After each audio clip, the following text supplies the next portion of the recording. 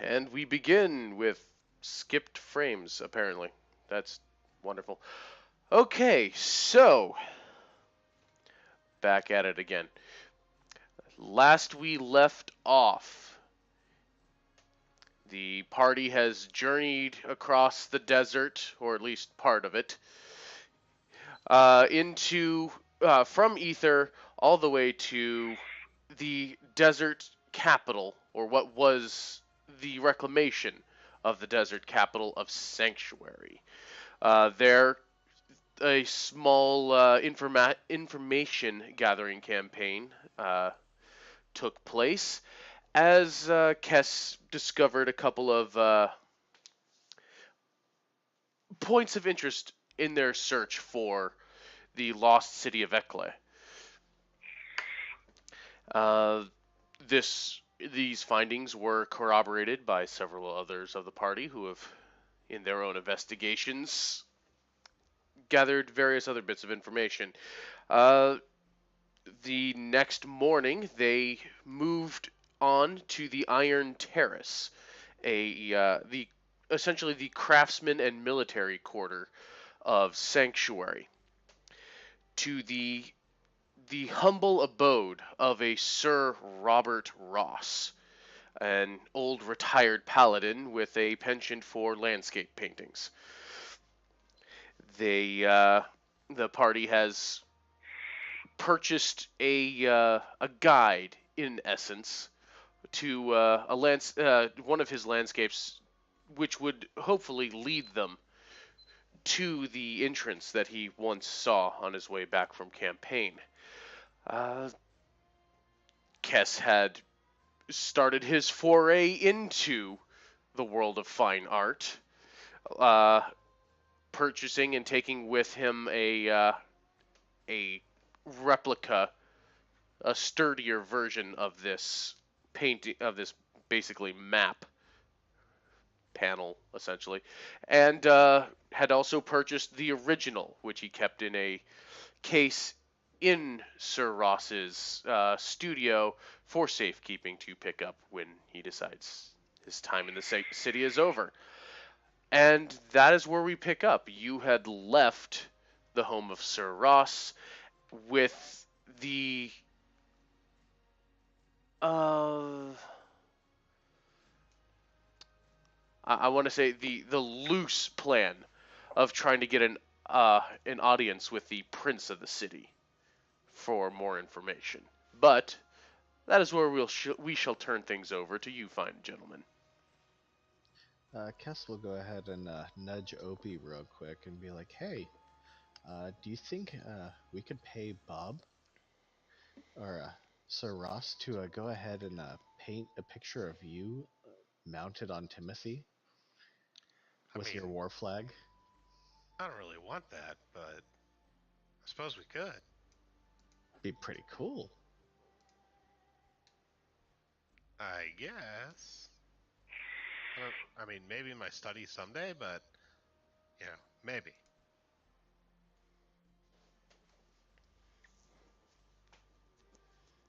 But yeah, no. We should totally do it. Another fine art. He's still learning what the term fine art means.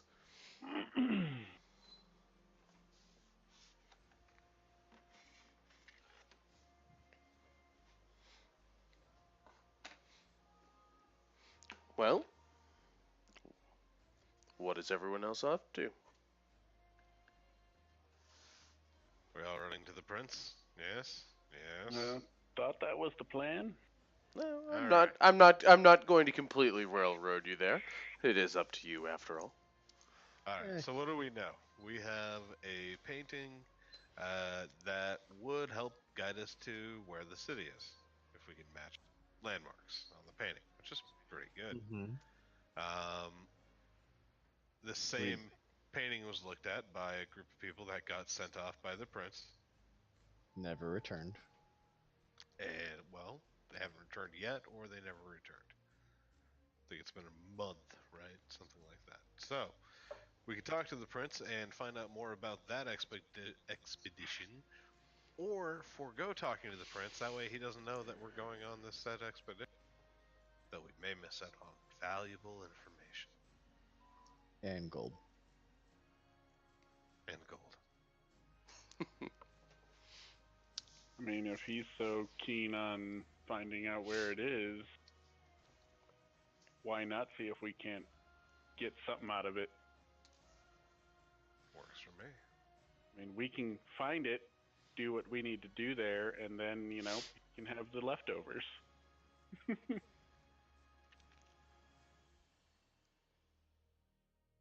Interesting way of looking at that.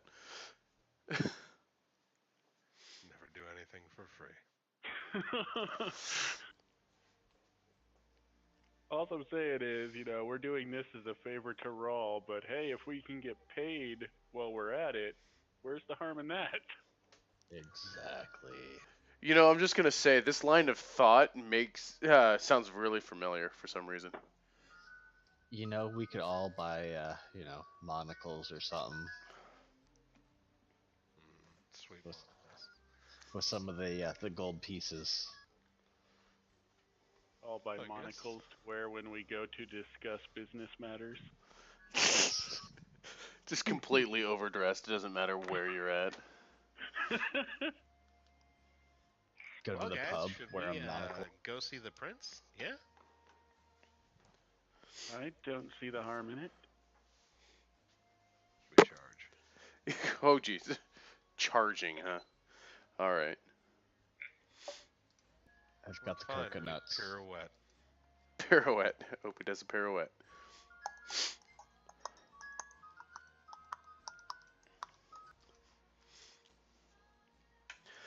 All right. So you move in across the city. Takes you a good half an hour or so to walk. The sun is still very hot here. Leave it up to your discretion whether or not you feel that's pleasant at this point. But it is definitely a thing now. Oh, the heat? Yeah. Welcome back to the sun. Now you're in a desert. Holy shit. Damn, But couldn't we have come here when it was freaking dark? But if I do recall, Kess had arranged before you guys had left Ether to have desert wear, so you're doing okay. It's just hot. The temple is not the temple, but the establishment that the prince is staying at really doesn't convey a large sense of majesty. It does look like a nobleman's estate. Certainly, it is not a shabby establishment by any means. But when you hear, when you hear that the individual residing within is a prince, it almost leaves you underwhelmed for how downplayed it is. Uh, it looks to be several rooms and a couple of stories tall. Certainly a nice structure. But again, it's unusual to see someone who would label themselves as a prince or whatnot to live a relatively humble lifestyle.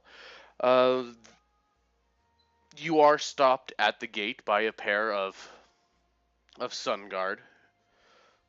You just ask for your purpose. Still trying to figure that one out. Well, we're seeking an audience with the prince, if possible. Concerning what? Well, we heard around town that he's interested in information on this lost city, and we're looking to form an expedition. Hmm. One of the guards will lean over to the other and kind of whisper to him, but before one of them will go within the gate. Just hold here for a moment. We'll see if he's taking guests. Probably about 5 minutes pass, and the other guard will rejoin him and just kind of give him a nod. And you'll be let into the manor grounds with the guard who is playing as messenger, escorting you to the estate building proper.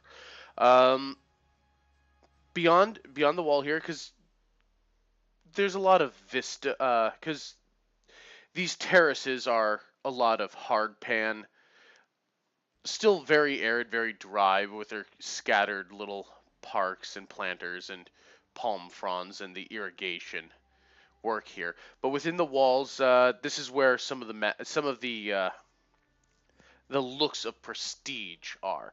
There are, in fact, well manicured lawns stretching here with rows of flowers. And you do see a small water garden off to one side before he leads you into the uh, the, the double doors and into the manor. The main foyer is large and decorated with blue and gold silks along the wall, but lack any grand presentations of extravagance. There's the light sandstone walls that are nicely carved, but and the tapestries are what gives it the accents. You are led into a small sitting room where you will see a young man in loose fitted white robes, very clean and presentable looking. With he's pale with platinum blonde hair cut short around his neck. Stands about 5'8", but slim of build. He's got very clear teal eyes, and marks notes your presence with a smile and just, oh, hello. Uh, I was just getting ready to serve tea. Would you like some?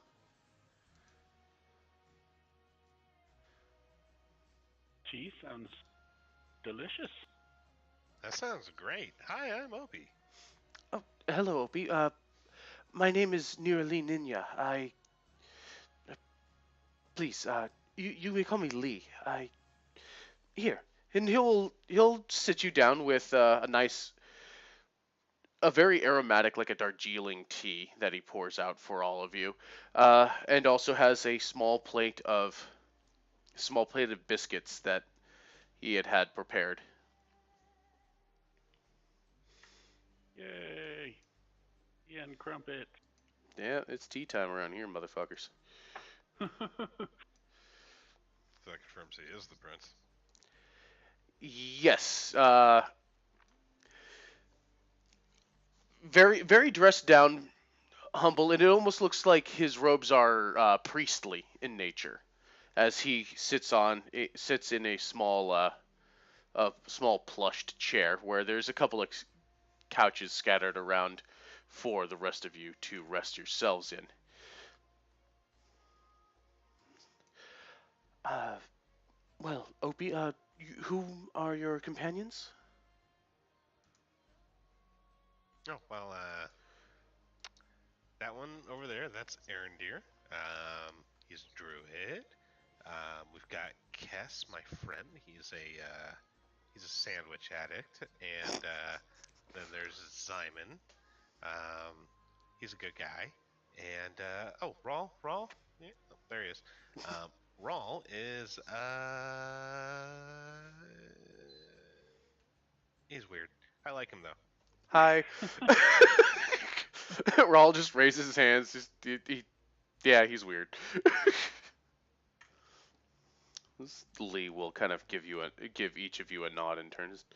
It's a pleasure to meet all of you. Now, my guards have said that you had information about the lost city. What what do you have about Ekle?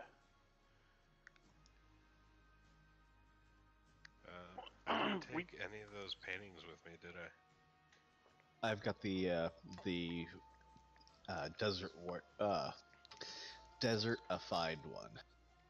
You should show him that. I'll go ahead and walk up to him, present the the painting in the tube or whatever. He'll take it and remove it from its sheath and just unroll and just. This is a copy of the painting that Sir Ross had, correct? That's it. We had known, or I had heard that you had already seen this, but we're actually hoping to get our own caravan to head out that way, and we had heard you had attempted to do so yourself. Yes, I had asked my friends to see if they couldn't follow a lead, well, regarding what Sir Ross has done on their way back from another assignment. I was hoping to have seen them by now, but events being as unusual as they have been lately, I suppose a delay was inevitable. So you're saying they have not reported in? I have not heard of their return yet, no. Hmm. I am expecting them back any day, but I have been expecting them back for nearly a week now.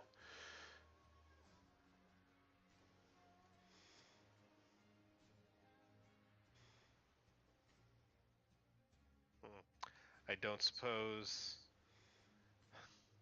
we need to find this place for our own purposes, but we were wondering if this has been, is this your best lead, or have you heard of anything else? I had not heard of.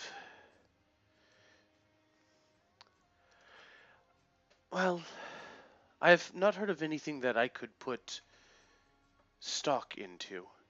There was rumors before the darkness hit that a man by the name of Valak had perhaps come across the city. Uh, we had put out a several messages to ask him to come in for information, but since we have not heard any response from him or directly where he would be located at.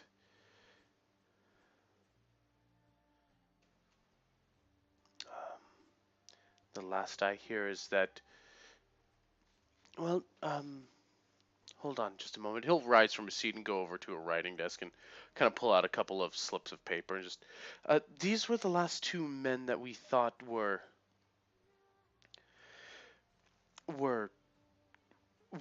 would have had any idea about the city. And on the slips of paper are two individuals. One is a mature, but not like old. It's kind of like a young adult to adult elven man, with this wild black hair with blue streaks on it, and kind of like this poet's shirt. A bit of a grin on his face, and these silver eyes that are tinged with blue. The name on that says Valak Kalmeth, and the other one shows a quite young looking elven boy that you can guess, with that seems to have soft lavender hair framing their face, as well as what looks to be a mask placed over them with that obscures other features. And that page has the name of Lakaila Lorne.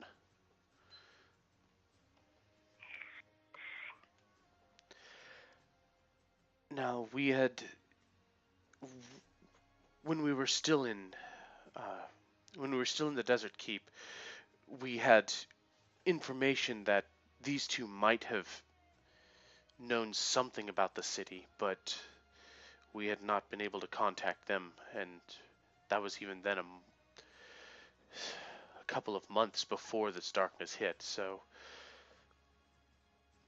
if you find those individuals and you can keep those pages, I would be most grateful if you could either ask them questions as in regards to what they know, or send them my way so that I can ask them personally. Well, fold them up, put in my pocket. Hmm. That should be doable.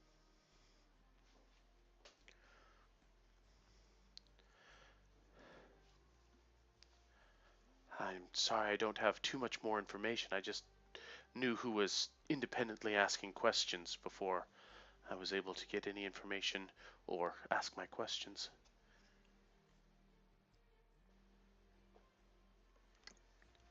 So I have photos of what was that? Lykyla Lorne and who? Valak Kalmeth.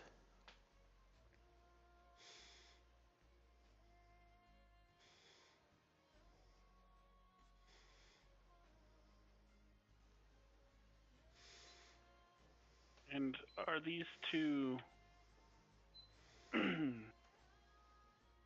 known to frequent the area?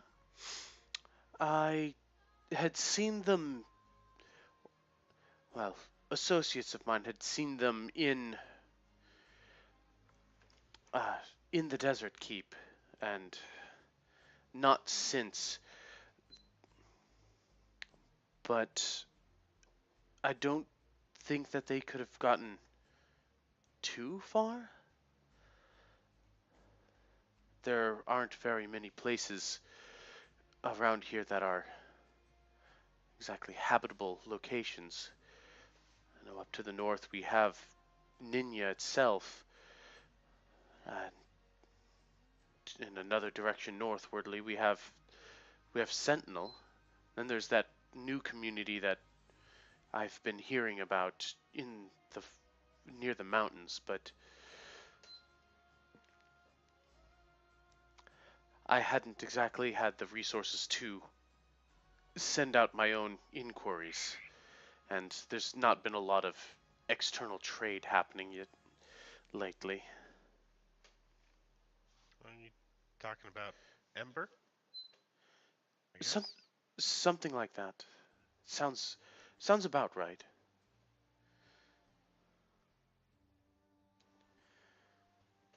Nice enough people there. Was A little Ether. self ether. Mm. Yeah. Ether Ember, same place. Nice enough people, but a little self-militant. I guess it works for them, but I don't know. Seems like it's a lot of shiny. I wouldn't know. I hadn't been able to venture that way.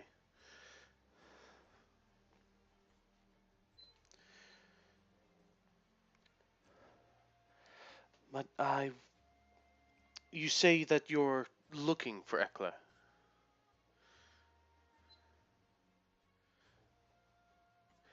That is correct. Well, I would be happy to pay you for any information that you could bring to me. More so if you find an individual who's willing to travel here to speak with me directly.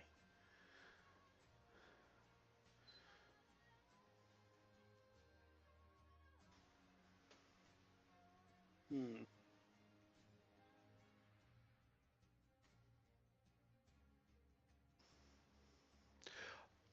In the back of your mind, Simon, you hear it's like, wait, am I from that place? Do we get paid if I talk to him?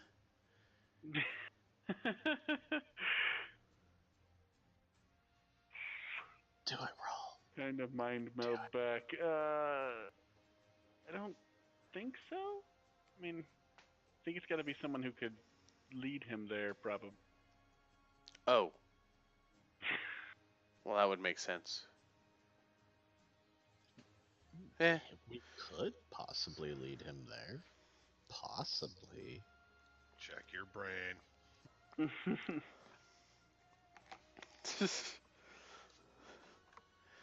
Oh my god, are we on a party line now? What about you train? know, you know, you kind of are. Rawl may be good, maybe better about not broadcasting to complete strangers, but as far as you guys go, he's pretty open. Kess would be like, what's Opie talking about a train? What the hell is a train?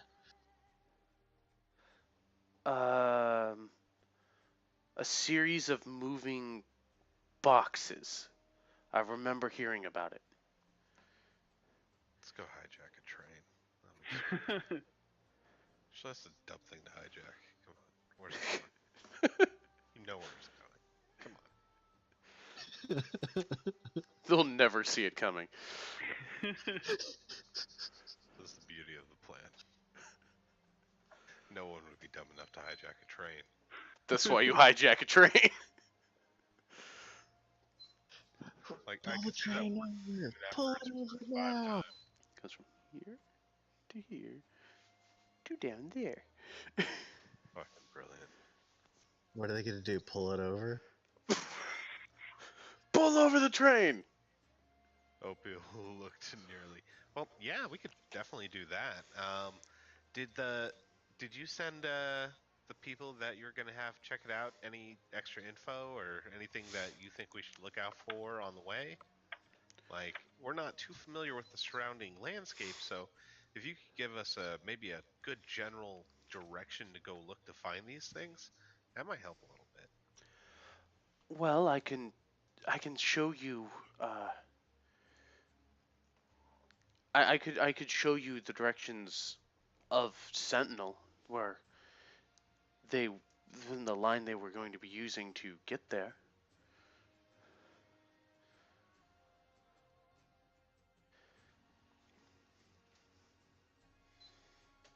So you're thinking this Ekla is somewhere between here and Sentinel? Mm, to be honest, it could be near anywhere in this desert. I would imagine it would have been somewhere near the desert keep, but we're a fair ways south of where that city used to be.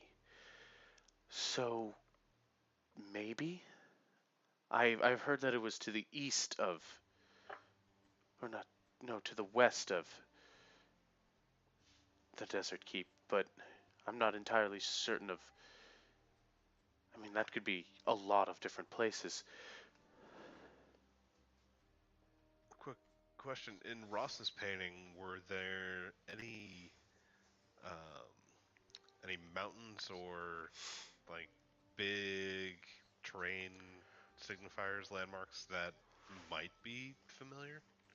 To you specifically, Or not having been anywhere in this region, no, but looking over the landscape, there does seem to be a rather specific looking uh, mountain range off to the, I guess, to the left of the painted scene where the depression goes. It's like because visualizing, abstracting the visualization of this painting is, you have in the center this depression, almost kind of like a how would you say like an antlion burrow, where it kind of slopes downward and in. So you have that depression kind of off in the like in center height, off to the right, where you see a little in the distance a couple of palm fronds, very small off to the distance. Uh, and on the right edge of that painting, you see a series of desert ridges, almost like it was like some outcropping from a higher terrain and it just kind of dropped off.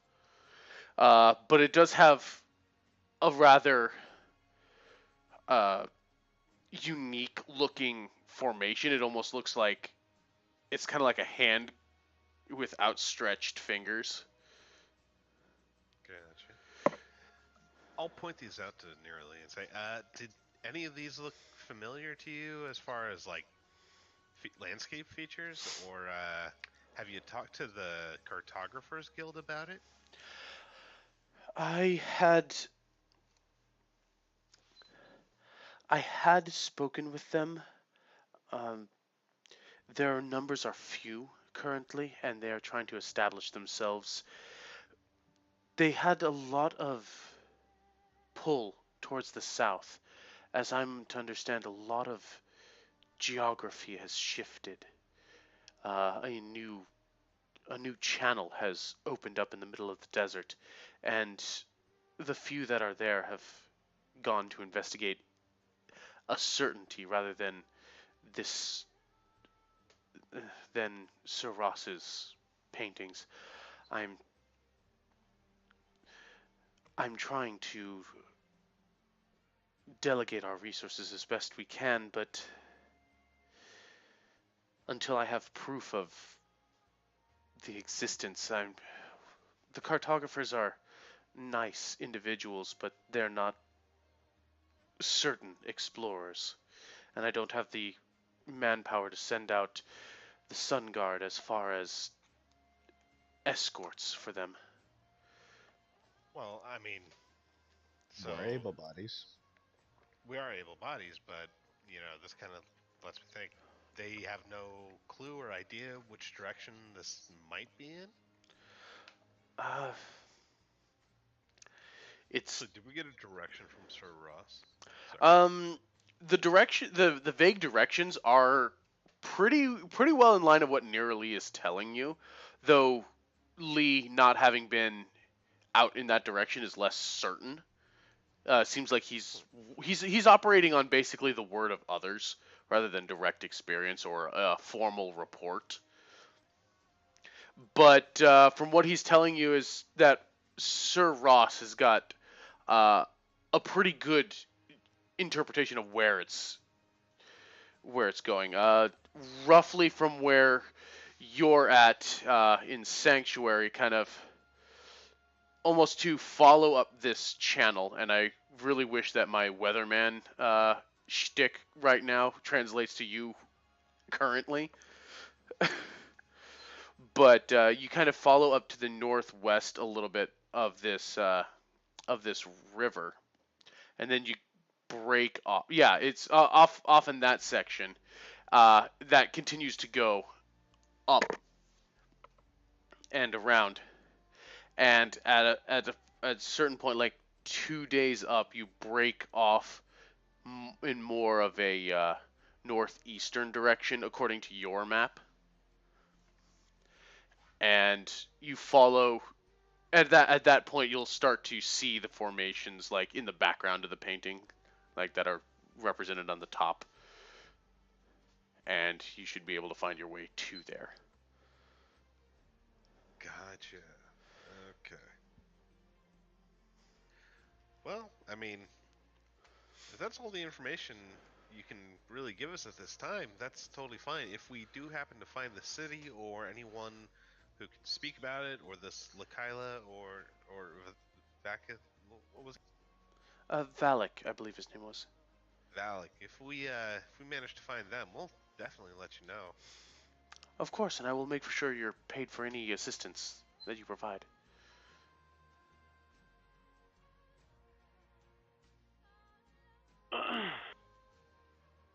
I You have guys have. one. Oh, go ahead.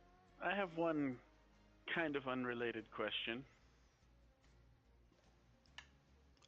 Yes. You don't get out much, do you? My he kind of gives a bit of a small smile. Just not as much as I used to. Not since taking charge here with my lord and his assistant. Much of my duty has been here. I used to travel around quite a bit, but I tended to avoid the desert. You could always go with us. We can show you a whole new world. Well, that's kind of what I was going with. Let's See just the say your cartographers are going to find a whole lot more than a new gorge out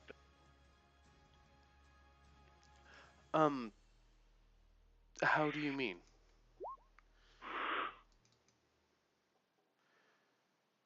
there. This desert is probably not where you left it. If I can say that. That makes sense. I once again whole new world. Exactly. I'm You're definitely leading somewhere with this. Admittedly, I know I've heard that to the south of us there's a large channel that has opened up. I suspected someone quite strong has created that. Uh, the Golden Child himself is who brought this area to a inhabitable environment. He created the Delta and the Fane, along with uh, along with Pan, and he brought water and life to this section of the desert. I can only imagine someone has created the channel to the south of us. Well, I'm. It wasn't just darkness that happened, and kind of hard to explain, and doesn't make a whole lot of sense when you try. But the world outside of this desert isn't what it was before. How do you mean?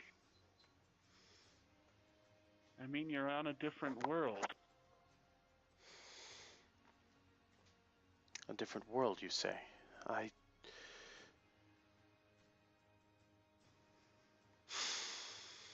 All I'm suggesting right now is that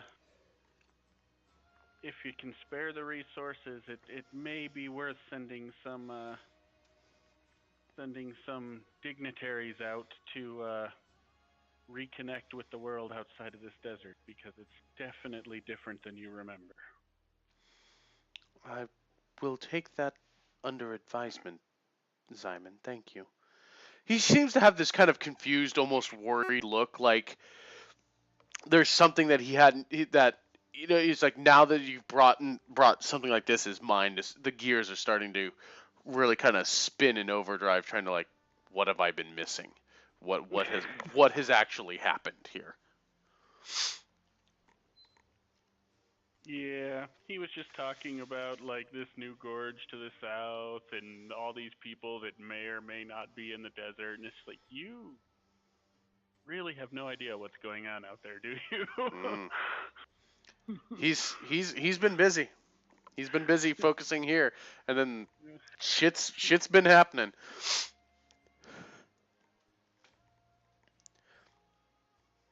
Using our party line, bright power.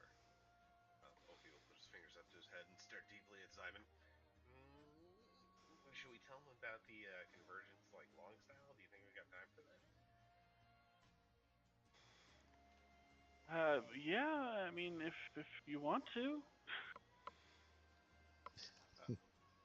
I just don't know how to explain it in any other way that makes it make any more sense. Or being nice about it.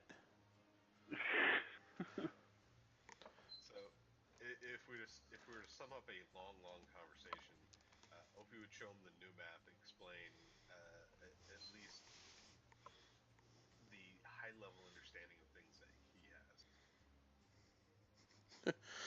Talk about Celestine and Uther and all that good stuff. TLDR, world's done broke. God's put it back together. For the price of one. Three or four worlds have become this weird ass jigsaw puzzle, and the gods just decided, fuck it, this looks right.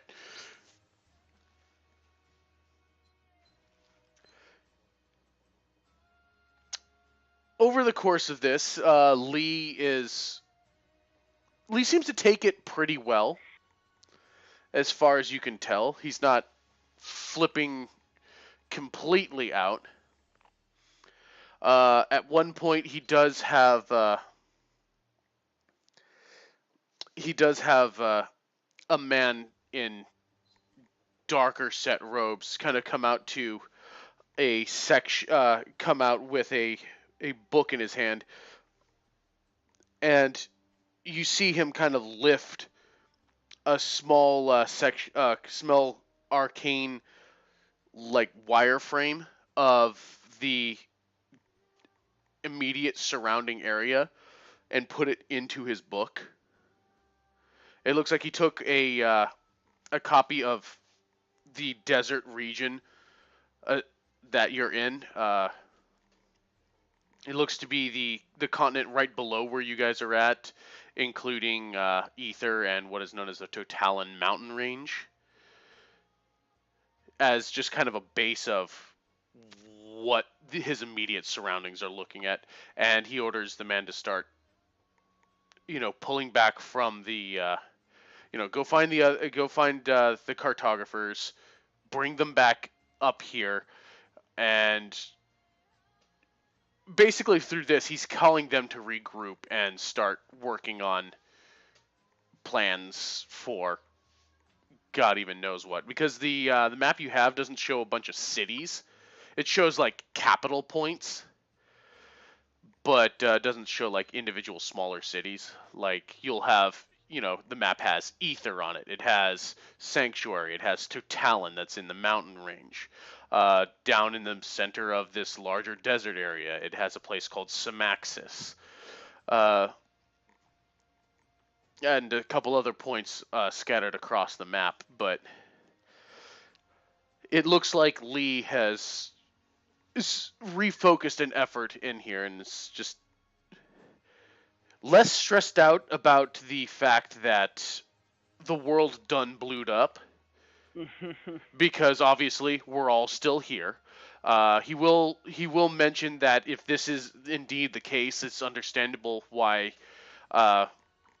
Anzu and Lady Aurora have not been present for a while.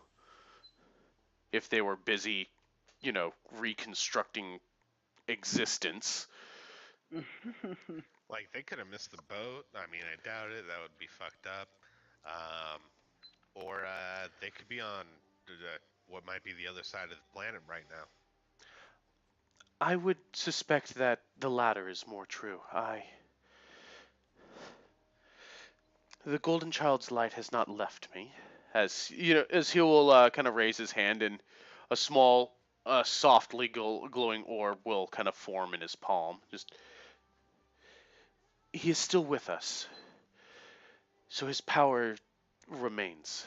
I think he's just finding himself busy and his attention called elsewhere. I'm not concerned. He chose me for this role, and I will serve it as best I can.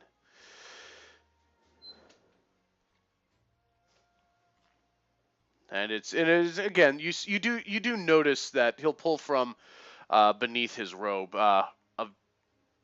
a very nicely gilded symbol that belongs to Anzu, and kind of instinctively, Rawl will almost like a club badge. He'll hold out his Kopesh sword, which has Anzu's mark actually made into the hilt, and just kind of give him a silent nod, and he'll nod back and just.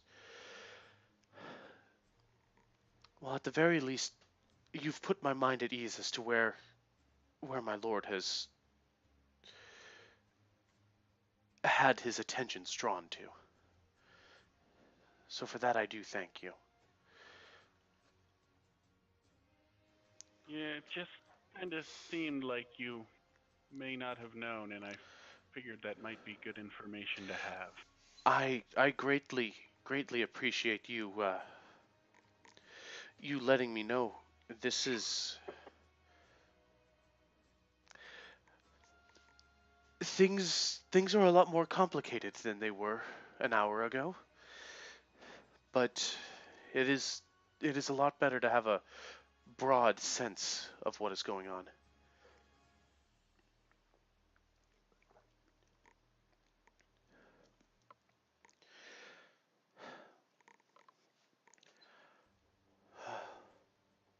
My, that really is quite the story.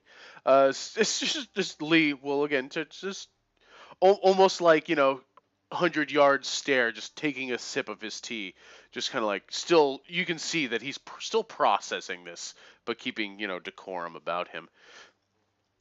Where again over your group chat, he's just like you hear Rawl just you know come to think of it, we can give him some names. I've been thinking about those pictures and those look familiar. Those are part of Ether Council. Were they back in Ether? I don't remember seeing them. I think they were up in the stands, but I didn't see them while we were fighting. I know that Orla had mentioned that too, and actually he's really close with them. I just I just didn't see Orla in passing just once when he came to visit Galanine. Well, yeah, let's snap out and maybe tell him that his associates might be in Ether and point it out on the map. Just, thank you. I still hope for your success. It's going to take us time to get a messenger sent towards that community. Uh, so hopefully you'll have information to bring back to me as well.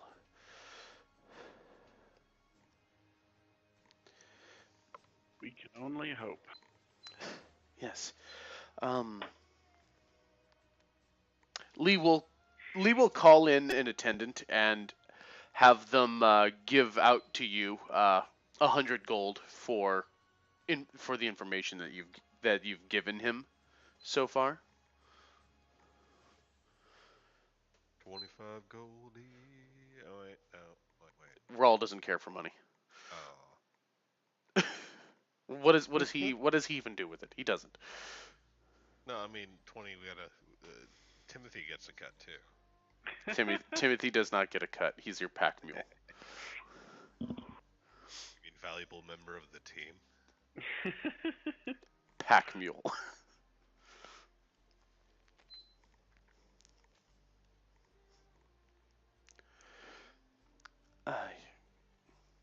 I apologize for cutting our meeting short. I now find myself with an abundance of tasks to perform. Uh, but please do come and I will leave your names with the guards and they'll let you in to speak with me once you have more information.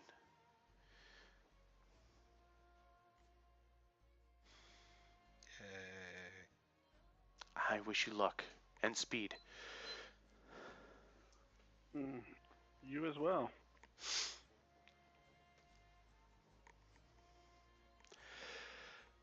And you are allowed back out into excuse me, the city streets. The guards who were a little apprehensive beforehand are a little more relaxed. They still keep an eye on you, but apparently the word has been spread during your conversations and whatnot that you are to be treated with a little greater than normal respect. You hear that, guys? Let's fuck shit up. Oh yeah, that'll go Diplomatic over with. immunity. Diplomatic immunity. Yeah, not quite. Kess tosses his axe in the air just to see where it would land. It doesn't. It's gone. Oh god. It might have hit the moon. You hear a loud crash behind you. Oh geez, knocked it right out of the sky. But no. With that, all of you will have a for the next. Well, essentially for the rest of the quote unquote day, or at least for this, for instance, for this session, you are going to be under the effects of a bless spell. Sweet. Extra D4. Sweet. You have been blessed by Neurali's special blend tea. So how much gold did we end up getting out of that per person? 25, Copy. which is not much to ninth level, 8th level adventurers, but to anybody else that is a mighty sum. Every nickel counts, man. Yeah. Enchanting wager. This is true. He needs many eyes. God, Opie with all the eyes.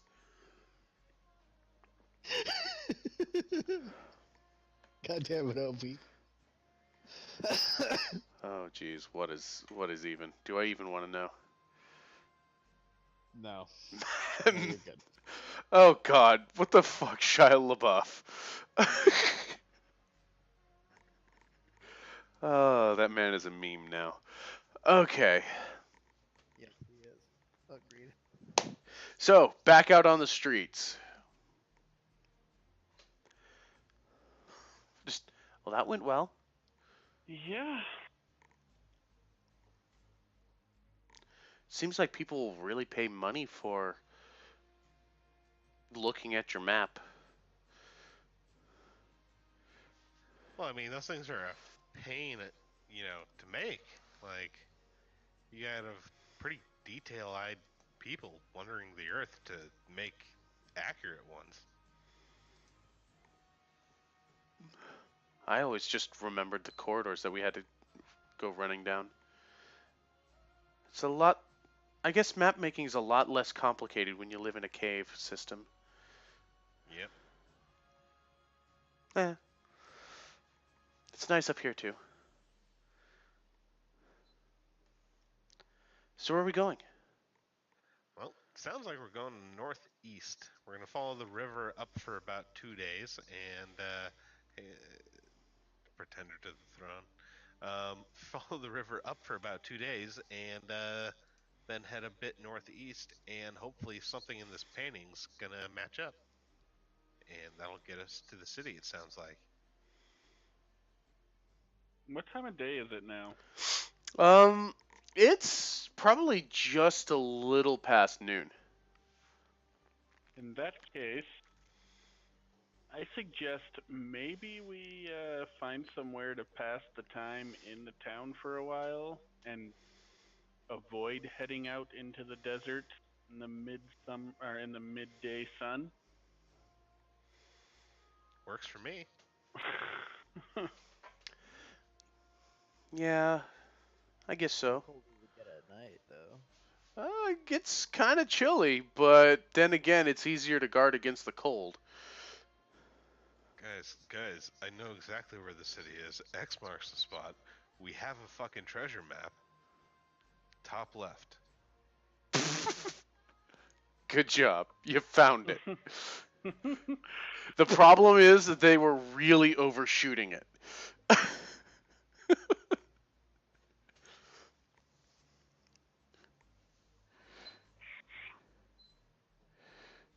Well, anyways, I'm not not sure if we want to go out in the dark of night either. I just think we might want to give the sun some time to pass by. Seems We'd logical to me. probably be better off going early in the morning when everything just starts to warm up a little bit, and by midday, we could probably find some kind of shelter or create something. So you're saying like leave at 2 a.m. so we get dawn and all that shit, and when it gets Pretty too much. fucking hot, we've already traveled a day's worth. There you go. It's not an unworthy thought. Good plan. Not to Let's do it. mention, even if we did want to continue to travel during the middle of the day, I can create water from nothing, so we're good. Well, congratulations, you won't desiccate. However, you might still bake like a crispy fried hot pocket. Especially, if someone's wandering around the desert in, plate armor. Or butt naked with a battle axe. I mean, you're gonna get the nastiest sunburn. Don't worry, we have Simon's all gonna the be a ventilation system. Simon's gonna be a rotisserie chicken. If we put a couple cooling fans on his metal armor, that'll really be nice. He's saying we should liquid cool him. Hmm We're just not gonna use Kool-Aid this time. Get some RBG lights, put a window in,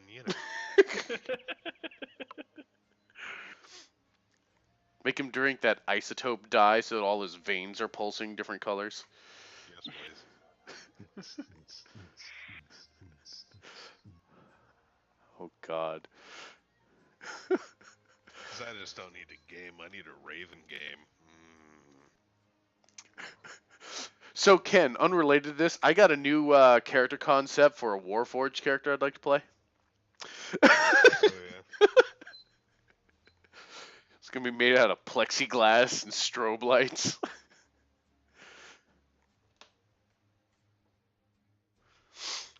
Oh, Techno Viking, I miss you.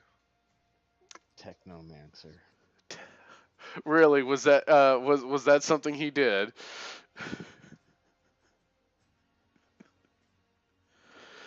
Okay.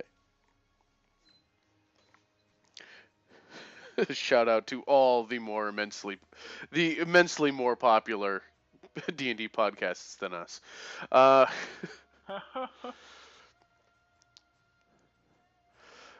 Okay. So you're waiting out the night and heading off in the pre-dawn light. Is this the plan? Oh, yeah. Probably while it's still firmly dark for another hour or two. That way we, Get maximum chill. get All right. So how are you proceeding with the last? Anybody doing anything specific with the rest of their night? I got nothing. Zyman might just go peruse the markets for a bit, and then that's about it. 'Cause we're gonna have to get another night at the hotel. I already paid for it. I got 2 nights. Yep. Oh, sweet and perfect. Yeah, I'll probably just go scope out the markets. Other than that, I ain't got nothing. I'll go. I'll follow with Zyman, peruse the market, maybe get another sandwich. Yeah. That's the real reason.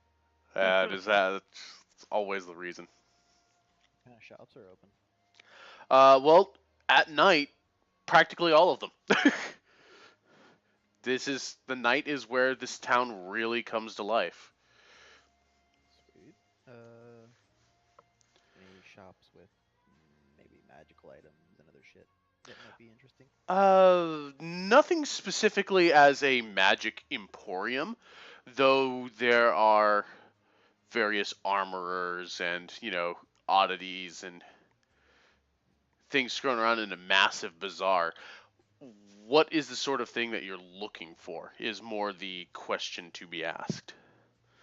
I don't know, maybe amulets, trinkets, rings. I mean, you can certainly find a wide variety of, jewelry. Whether or not it's magical in nature is, that's up for debate. Kess needs to go hit up an armorer, make sure his armor is in good repair. Hate to break it to you, buddy, but I'm sure you already know that. Your armor is in perfect working condition because I don't believe you're missing any hit points. He meant is he needs to go to like the Bath and Body Works and pick up some lotions and things of that nature. Some cocoa butter, just. I assume Yeah, he goes to a moisturize. nice Russian bath. Yeah, but the thing with Turkish that, spa. If I do that, it may actually lower my armor class, because then my skin isn't as leather. Alright. Hey Quinn, if I use detect magic, how big of an area will this cover? Specifically within the. Well, what is the area and detect magic? It says 30 feet. So within 30 feet of you. And that's for what, 1 minute? 10 minutes actually, it says. 10 minutes? 10 minutes. Okay. So if I use that, would I be able to figure out which stalls may have items I could be interested in? Yes, but it also depends on what you're looking for. Like, is there a specific type of thing you're looking for? Preferably like rings and amulets, that kind of thing. Jewelry of some sort. That dude does what? Oh, it's more of what he's asking. Yeah. It has multiple attributes in general. It's Multiple not attributes is not going to be too much of. Um.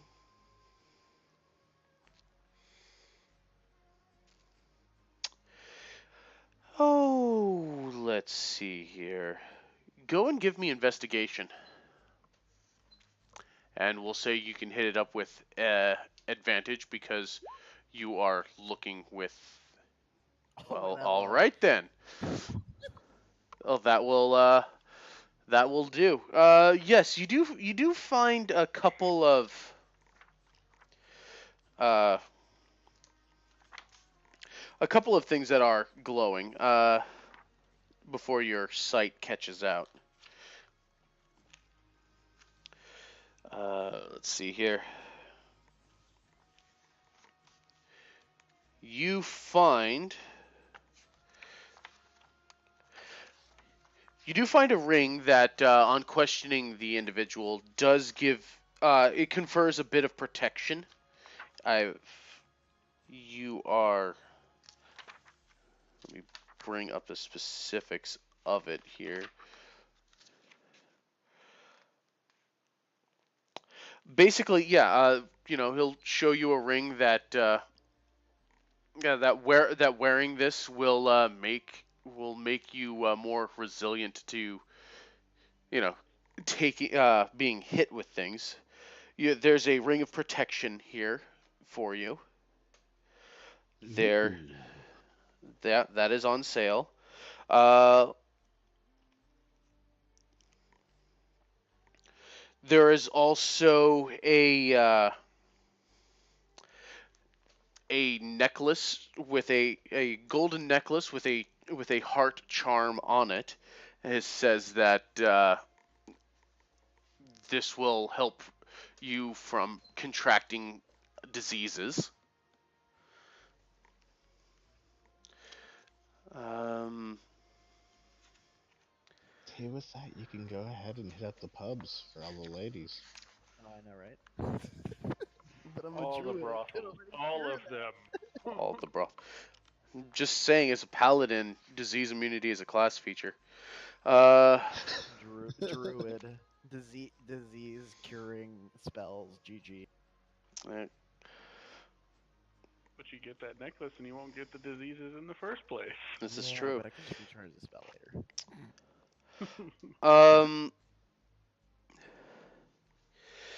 there is also a thick golden chain which hangs a. Oh, I'm trying to think of a good diameter example to give you, but I mean I'll on playback it'll show it, but it's about like an inch and a half uh, wide, but about the size of this cap that I'm showing off here. But it's it's engraved in gold and has a symbol on it that you had come across a little while before, which you identify as a symbol to a symbol to the god Ammon. It's this pendant is described to to help safeguard your vitality or safeguard your life by increasing your vitality. Mm, Ooh. yeah. How There's much? two things. how good to much me. are exactly. How much are the ring? How much is the ring and the vitality? Okay, so the ring of protection, Yes, thank as you. it has been described, let me bring that If we sort of are things. all shopping together, Cass should take a look at that as well. Yes, could I yell over Yeah, to them? Not right next yeah, to her. that's what I was gonna ask too. Is I'm uh, just there's no reason why you couldn't be perusing the market together, so we can just say that you have. Yeah. I wasn't planning on looking for anything in particular. I was just going to kill time walking the market, pretty much. Yeah, and that's fine. The ring of protection, they are selling for 4,000 gold. And the amulet with the symbol of Amon in it is for 6,000. Woohoo, buddy. that ring of protection? How much armor class does it get? You don't know. Uh, so wait, how much platinum would that be? Well, if you're converting it to platinum, you take off one decimal place. 10 10 gold per plat. That's correct. Uh, So that'd be it was 600 platinum for the amulet, which means that thing is a big buff.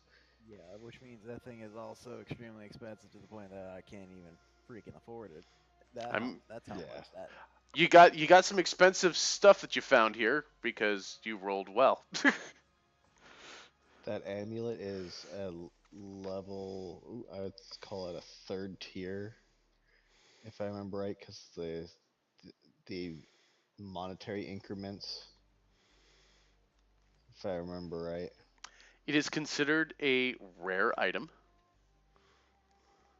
So yeah, So common yeah, is the it's cheaper, uncommon then rare yeah. then. Yeah, this thing's not too shabby.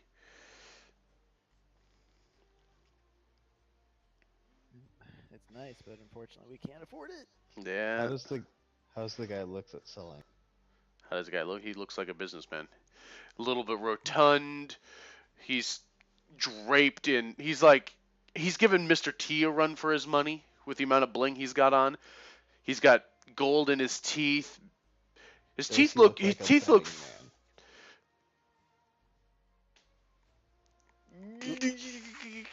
You know what? Check your insight. Him or me? Kess is the one who's asking. Ooh. The man looks shrewd, jovial. He's got a salesman's smile on, but he looks like he been around the block a couple of times. Doesn't quite look like he might be an easy mark for anything directly. Dang. I was gonna say I'll wager one of my weapons to arm wrestle him for the amulet. That amulet Lol. that amulet could probably buy most of the equipment you guys own. Yeah, yeah, I could. But if he's a betting man, And he also Cass sees is a not half betting. naked dwarf running around in the middle of a desert. Probably not going to take. Remember, you've got rippling muscles and no clothes in which to hide them. We're very just gonna true. we're just gonna say he's not gonna challenge you anytime soon. We're gonna have to buy Kess some sunscreen.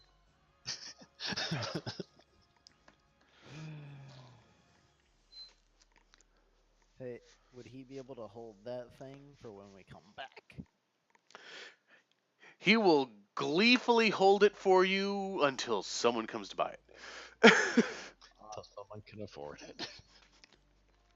Uh-huh. That ring of protection.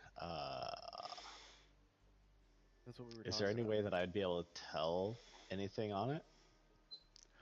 It's made out of gold. There seems to be a ruby set in it. Yeah, no, that's the only things I could be able to tell is craftsmanship. It's a nicely cut ruby too. It might be on the small end, but the facets in there, mwah, pristine. Does he have any weapons there, or is it just No, like no. trinkets and baubles? This guy is all about wearable decorative bling. He's got the rings, he's got the chains. So there's a ring of protection, then there's the amulet of God, I want it, and what was the other? Uh, there was also an amulet that claimed to ward off disease. Oh yeah, the brothel addition. I think you're taking away something different from this, but sure, whatever. Amulet of whoring. Pretty sure that's not exactly what it is, but whatever. It's fine. No, if it also gives you a charisma boost, maybe it'll be the amulet of whoring, but you know. Amulet of one night stands. It's the amulet of drunken mistakes. You want to know it? Kess will look over at a reindeer and see if he's interested in the ring. Well, yeah, I'm interested in the ring, but the problem is, one, it's too expensive, and two, we don't actually know what it's gonna give us. We assume it's good because of the price. If it's expensive, it must be good, said every man who got gypped. Totally gypped. Yeah, exactly. We could The also ring of probably bother protection. Opie. I wonder if he could figure out how good it is. Ring of protection though is still good. It's armor class. Oh yeah. Thing is, though, couldn't Opie make something like that? You're kind of piling a lot onto the gnome here. Yeah, at that level, it would take at least a month with several people working on it, and I've already got a project going. Plus a lot of gold. A lot of gold. Well, about half, if it is what he says it is. 1,000 gold for the ring. He was charging, what is it, 5,000 for the ring? I thought you said it was 1,000 for the ring. No. And 6,000 for the amulet. Five for the ring, 6 for the amulet. Oh well, never mind. Scratch that. I thought you said 1,000. I'm like, oh, I got that. Yeah, a 1,000 1,000 would be fine, but Sure, he's not a betting man. Because like I just want to arm wrestle him. Don't think it has so much to do with him being a betting man as him not being an idiot. this is true. True. I mean, what collateral are you putting up? what would you make as an offer? My honor for your pretty ring. I do not care for honor. You should just laugh at my honor. Yes. You dare challenge me. Yeah, but then you get like 3 things. You get a dead body, your name on a wanted poster, and a pretty ring. Here's And a the necklace, thing. and another necklace. Good. Yeah, I was gonna say at that point I would be taking everything. Hey, Kev, you know it'd be fun? We should totally screw with people. I turn into a rat or something, steal shit, and we run. Why would we need to run? You're a rat. You just go True. down a drain and. I feel like I should go back to the hotel like right now before any of the shit gets worse. it's like preemptively, nope. Just nope the hell out of this. We can cause a great distraction. All we need is the alchemy jar. I'll go and buy one of my meat sandwiches with the sauce. Oh God. In the jar. It'll start raining. Everyone will freak out that it's raining meat sandwich sauce, and then we'll just, you'll turn into a rat and you'll take it. Why? Okay, Kess, why is all of your plans involving shawarma at this point? It's because it's the DM's fault. He mentioned shawarma. Appar- Apparently, I've done this to myself, but still. Well, it's weird in that we all have, deep connections to other people in the world, and we do sendings and send letters and chat with them and all that stuff. Kess has that too now, except it's these two shawarma guys are his Yeah. family now. They're his everything. Yeah, well. If you don't drop a rock on them while he's away and just kill them both, you've probably failed as a DM. You see, here's my thing. I'm gonna wait till he takes one of them on the flying city and then drop him off the flying city. What was that? You like totally broke up. That's fine. There's something about dropping him off the flying city. You know, the whole reason that I'm like still going on about that stuff and plans is because it worked with Sir Ross. I took him a sandwich Yeah, and he was happy. he definitely appreciated being brought lunch. No one can turn down free food in a full tummy, especially women. So when we return to Ether here, and Kess finds out that a ancient black dragon in human form snuck into the city and fucked some other shit up that nobody fucking cares about, would probably pass on as a quest line, but also managed to kill the shawarma dealer. Then we have his entire backstory and his quest line. Yeah. I will hunt it down and wear its head. Oh my god, the dragon killed the prince. What are you gonna do? Oh my god, the dragon killed the shawarma dealer. Son of a bitch. the, the only person that they killed was Dula. The bastards killed Dula. Crusade. If I don't hear actual roleplay tears coming from you, Kess, we'll have a problem. You might just have to leave the group.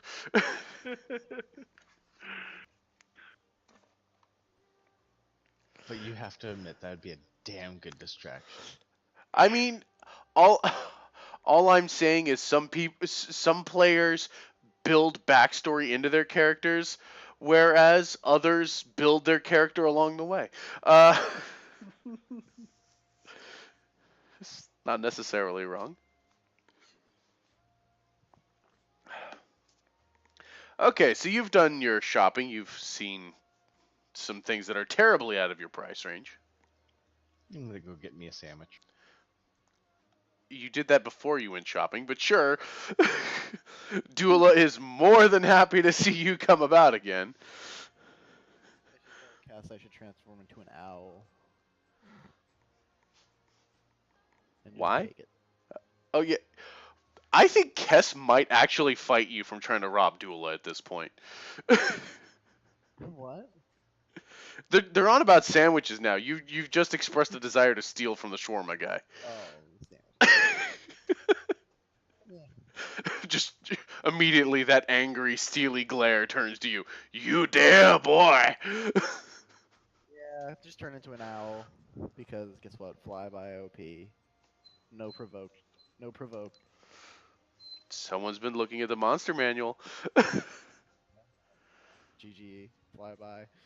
My sandwich. Come on. Whatever. You ever see a dwarf throw a battle axe at an owl? Long And story screw- short, it sounds like Kess is buying 2 sandwiches. It sounds like 2 sandwiches is probably a light guess. But you spend your night. You turn in a little early because you want to be rested for the next leg of your journey, and off out into the desert. Let's see. Yes. Turn in early. All right. So. Oh my god. I should just turn disc. I should just no. I'm Xing out Discord. That was brilliant, but also terrible. Okay, I should want to have a round of perception checks from the lot of you. Perception.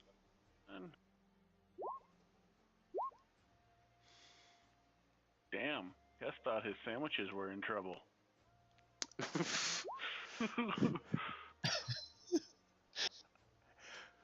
And Opie with the natural 20 with a no modifier. Delightful. Perception. Wait a minute. You said that we only had the bless for one day, right? Did we lose bless? No, Was bless you've basically got blessed for this session. Okay. And bam. But Jeez, only an 11. Come on, reindeer. Kind of funny, actually, isn't it? yeah, well, Where's rolls? Where's rolls perception? where's Come on. Rawls? Okay, fine. I will roll for Rawl. I wasn't going to, but sure, why not? Holy shit. And that's why I asked. This is the future you've asked for. Okay. So the first night today goes by fairly uneventfully. We will have okay. I've stored that away for a little bit. Now, does anybody have anything that would help with survival checks? Should. Anything regarding environmental? Because it is a very warm day out. I can use Druidcraft or Druidcraft cantrip is not going to be strong enough to affect. I mean, I have a nature. My skill in nature is we have a make it rain jar. that. I mean that too, but I mean I'm proficient in nature itself. I don't have proficiency in survival, but I do have proficiency in. No, nature. it was basically I have a proficiency. means of doing things. But yes, the if you're using your jar, you'll be fine. Because when it really starts overheating, you can create that cool mist. Refreshing. Yeah. So, using the jar, you're able to wait out the hottest part of the day to when the sun goes down, you're able to rest and pick up and move. The next day, you find the point where you're basically supposed to break off from the river line. Excuse me a second.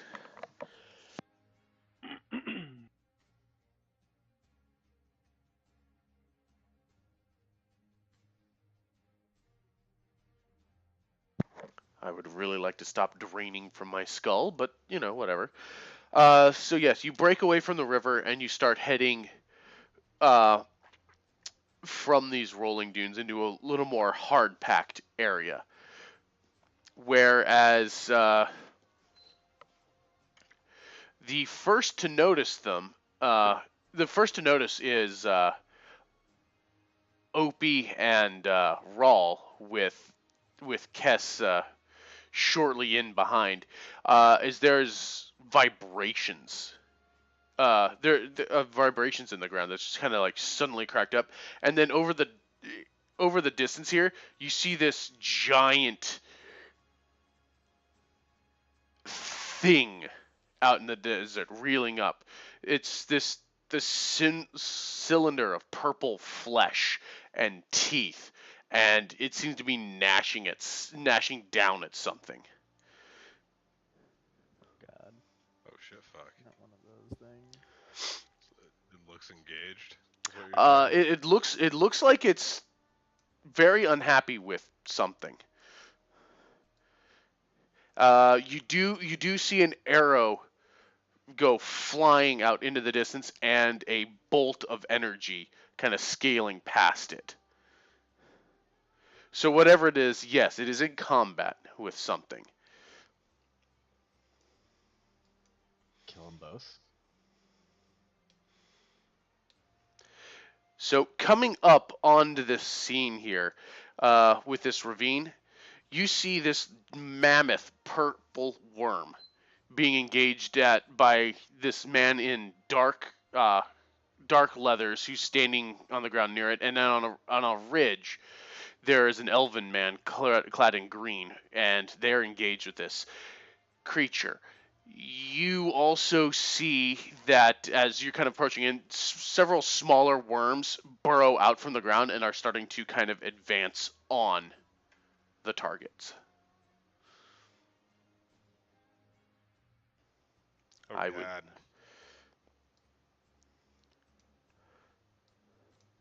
I would like everybody to give me a loose formation here, if you would, please. North, south. South end of the map. I've put Rawl down there as a marker. Down. God. I'll go. I was gonna say I'll go ahead and be right by Simon, taking front line. I think I'll sit somewhere around there for now.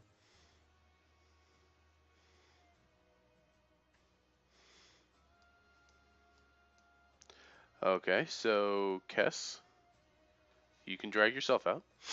You're a big boy. I have faith in you.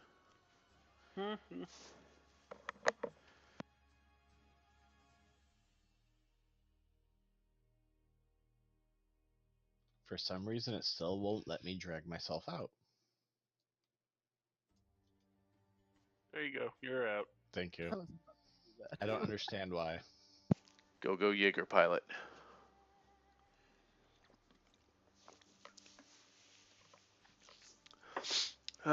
Maybe if you weren't running Windows Potato.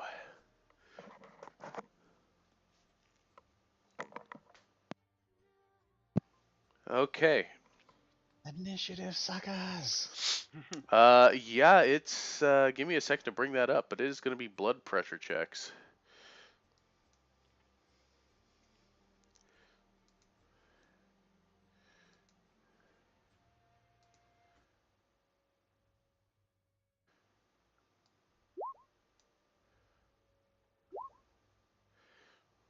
Yeah.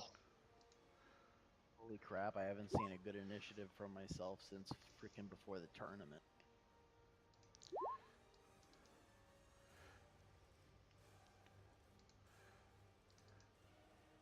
Oh, everyone got almost the same initiative.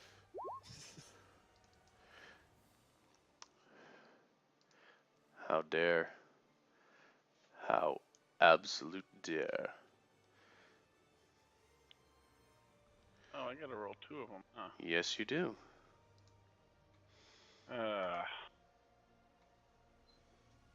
Roll the guy that really likes to go first. Yeah, I'll say he likes to go first.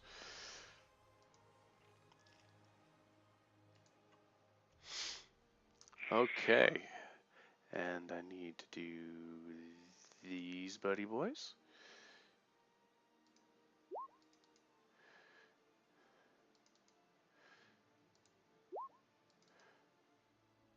Oh, shit. Well, alright, I'll just add him in normal.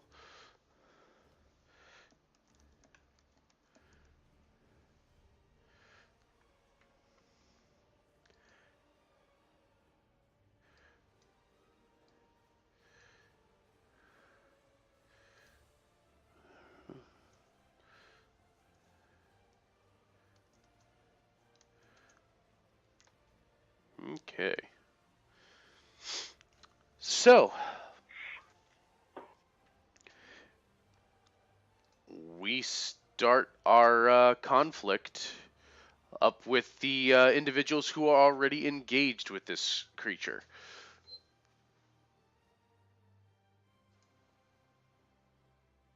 Elf. Mm-hmm. You and your partner were headed back after a long and circuitous trek, and yeah, you were trying to rest through some of the warming part of the days when fucking sandworm. Ugh. All right. Hmm.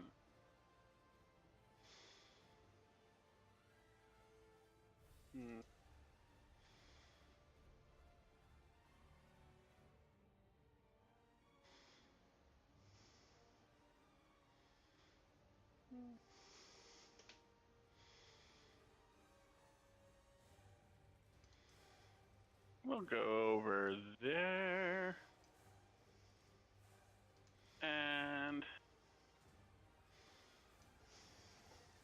because I'm feeling cocky right off the bat, let's take a -5 on my attack so I can add to the damage. Sound good? Go sharpshooter, go.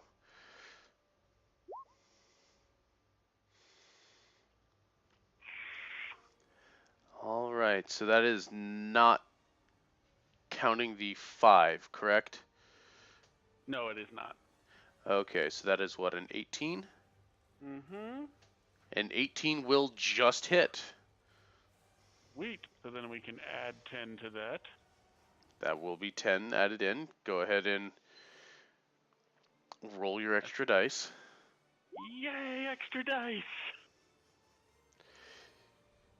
30, 49, 50, 51, 52. So that was 62 damage right there. Love my scout. Guys, it looks like they got this. Maybe we should just leave. Are you good? We're good. I mean, it's not like we're being attacked. The worms are all going after them, so yeah, let's leave. But endless bloodshed and slaughter. Murder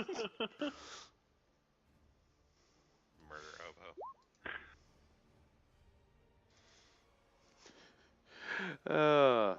And hey, his part is being done too. That's 9 damage. Hey, Kess. Guess we'll go ahead Go. and pop Murder rage her. and jump straight on over there and go ham. God, you need great weapon mastery. What does Great Weapon Mastery do again? You can basically take the -5 to hit and add 10 damage. Oh, I thought that was power attack. I think it. Well, it used to be called Power Attack. Now it's roped into Great Weapon Master or something like that. I think it's a feat that you can take for that. Yeah, it's a feat.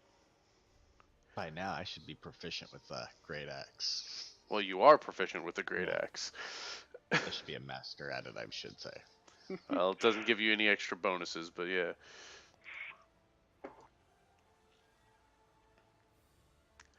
Okay, so we've got you smacking that thing a couple of times here. Oh, yeah, plus my D4. Well, no, you don't need that for your hit. It doesn't go to damage. It's just for hits. For hits, attacks, saving throws. That's what the effect does for you.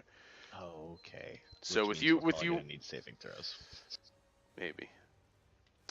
Uh, so that is 20, 30 points of damage. You smack this worm around as it's half buried in the earth as it was springing out and kind of going towards these vibrations, and it just kind of looks at you, just.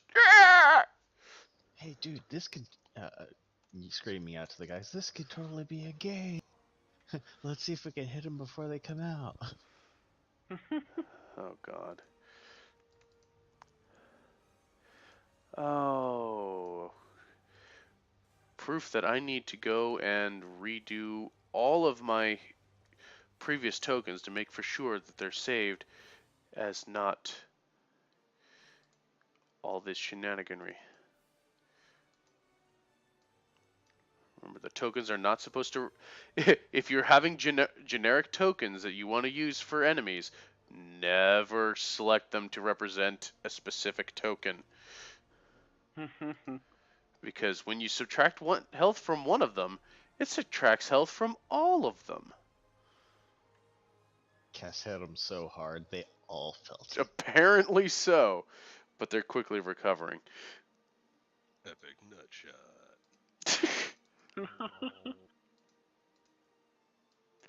Ay. This has been your Roll20 tip of the day about token management. While Quinn fixes hit points, you ever watch somebody get hit in the balls so hard you kind of feel it yourself, but also kind of get a little... I am so glad that cut out. Sorry, let me rephrase that. No, God. I'm just saying it cut out right when the noun hit. Balls are, aroused. No. Balls. Yeah. Test Actually, both of those had cut out. It was kind of really, really fortunate.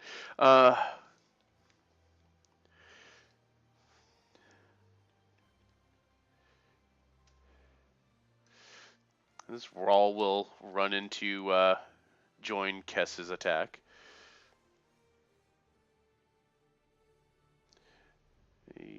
Yep, that's...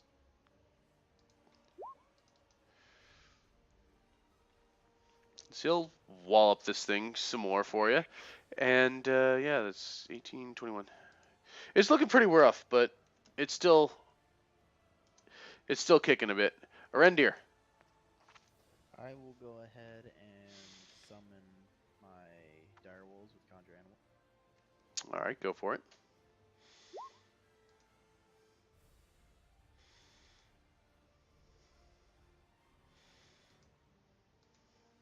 Just grabbing up.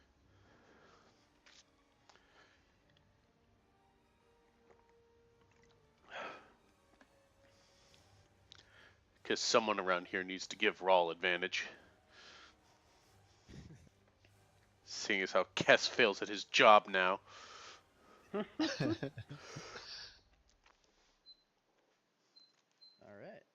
Well, So those is... two can appear anywhere within 60 feet of you. Oh, really? Yeah. Yeah, so you could actually throw them right in the middle of all of the worms if you really wanted to.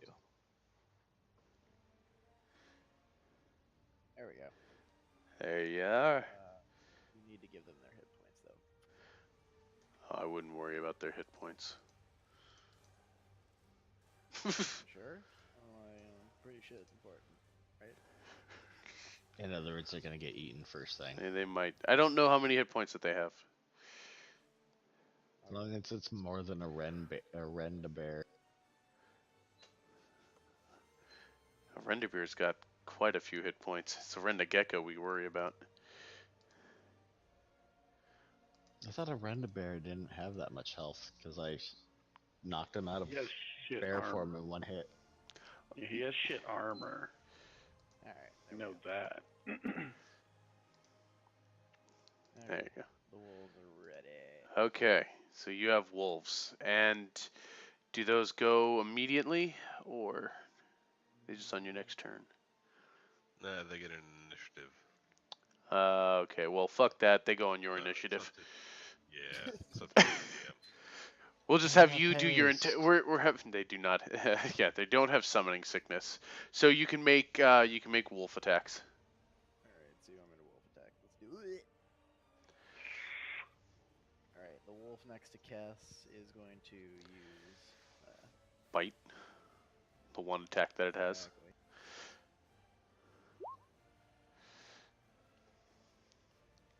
And... Wait. Hot damn. What the... Wow. Yeah. Apparently this direwolf springs out of the veil and just like fangs first into this thing and just kind of shakes it to the ground, and it just decides it doesn't want to move anymore. Fucking surprise, motherfucker! Crit. It sensed the blood from me and Rawl. Yeah. It wanted in. It wanted its bites. So second wolf. Second wolf. Oh. Yeah, that's not happening. Damn. Simon. All right.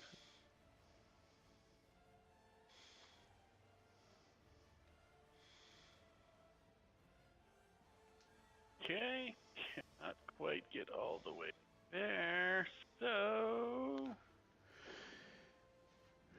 Is it why a bitch? Nope.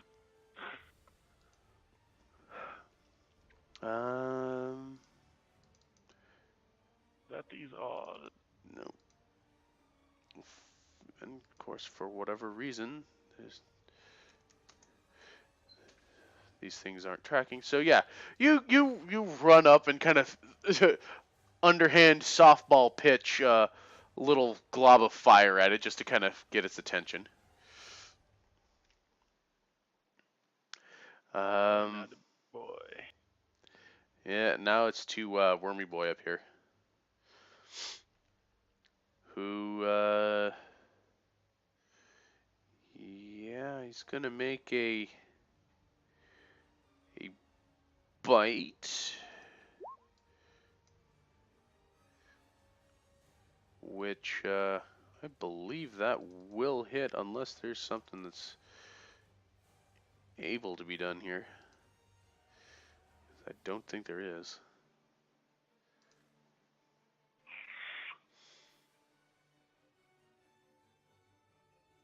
Is that the giant one or the small This one? is the big boy.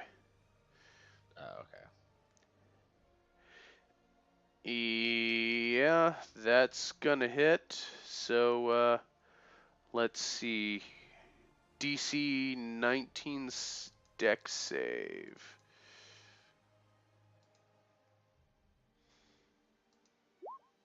Nope. Oh, damn it. As he just got it. Yeah, we'll get him out after we kill it. Dang it. I need 2 movements so I can. Actually, no, I can. Yeah, 2 movements. And yeah, with but there's that, a lot of little ones between you and it. Yeah. I'll leave it for you guys. I'll join the fun up there. Oh, son of a bitch. so this thing basically reaches down, kind of does this Jurassic World style like inhale. It just fangs mouth completely open as this man in dark leather just kind of looking at him, just oh fuck, as he's just swallowed whole as this worm buries down into the ground. More rumblings in the sand here before this stinger tail pops up and lashes out at the elf next to it. And I don't think that'll actually do. Nope, that'll just hit. Make a DC So, half as much damage. It must make a DC on a failed save. Or... it is a Constitution save that you must make. Constitution? Constitution. Yeah, the one I'm not so good at. Yep. Alright. La! Yeah, nope. So, 39 plus 18. Well, hang on here. Yeah. That. I want to do that. All right. Good call. So that's 28 damage. Jeez.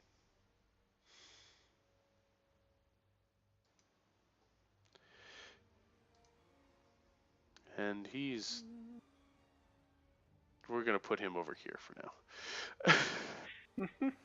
he is getting an anatomy lesson in the worst possible way. Opie. The learning experience. Opie, boy, that big purple worm looks to be about 120 feet away, if not a little closer. So Opie would. Can I see him? I know he's very big. Just want to make. Oh yeah, he towers. Well, eyeballing it. Opie is gonna cast Phantasmal Killer at the giant purple worm. Oh my. So that's going to be a Wisdom saving throw DC 16. God damn it, Opie. He now he is having a nightmare of himself disintegrated due to the acid of a much larger worm. Oh my god. That's great. Yo, dog, I heard you like vor, so we vor you while you vor, and oh, jeez. I can't even finish that. So he immediately takes 24 psychic damage.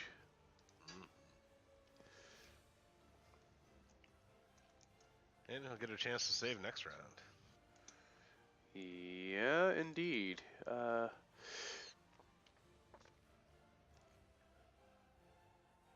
From inside of it. Okay, so it has to be done from inside.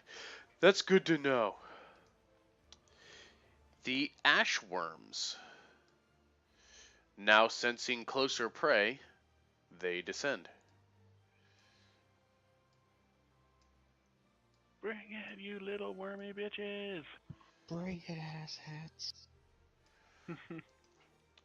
So we're having 2 on a Wolfie Boy, 1 on a Zyman, 2 on a Wolfie Boy. So North Wolf is getting 2 stingers here. One of them look like they're hitting for 12 points of damage to Wolf, who's got to make a con save.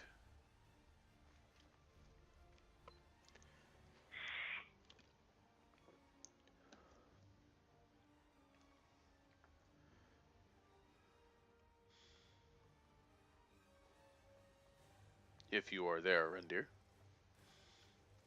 Sorry.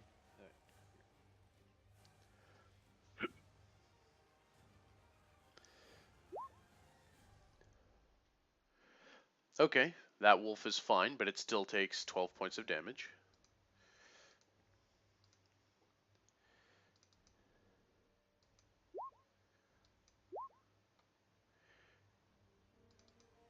And see, both those will hit the wolf next to Zyman for, let's see, 23, 29,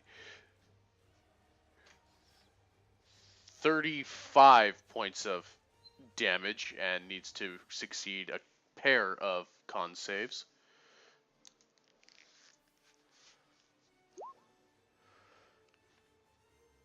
First one's good.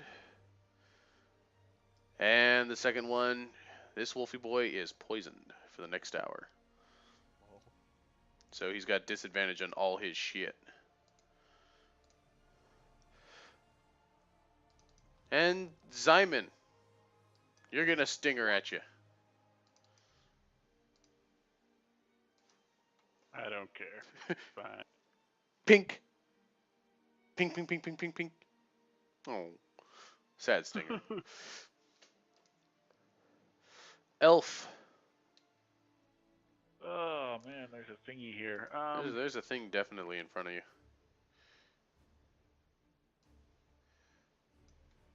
Hmm.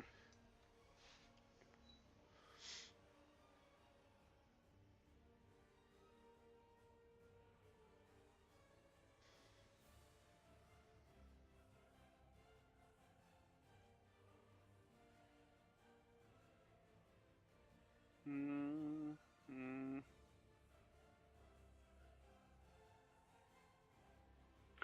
All right. Well, doesn't really answer what I wanted to know.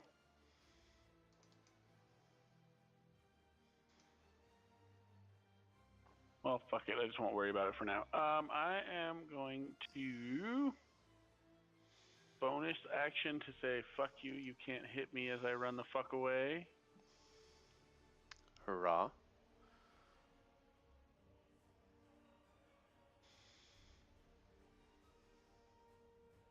There.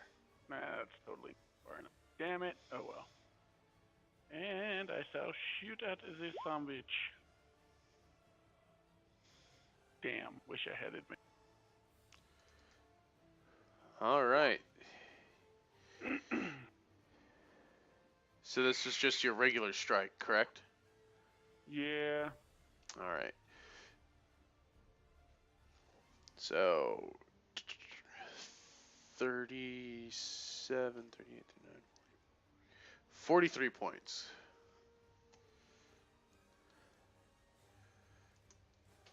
Okay. That's about right. That is about right. Okay, so purple, let's see. Mom, break yourself out. You can do it. Each of the worms' turns. Okay, yeah, we're gonna do something potentially fun here. So that is at. Oh wait, I was all worried about the worm chasing me, but can't the worm only run away at this point in time? Maybe. I don't know what Phantasmal Killer is. Does it constitute fear? I believe it's like frightened or something.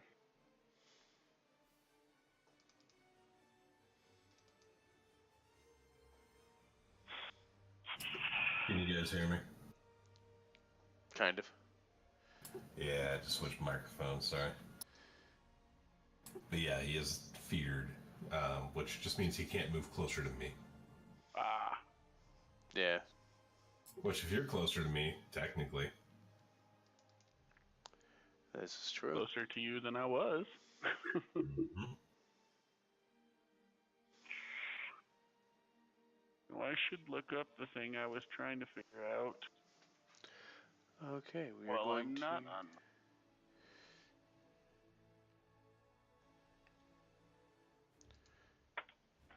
So we will.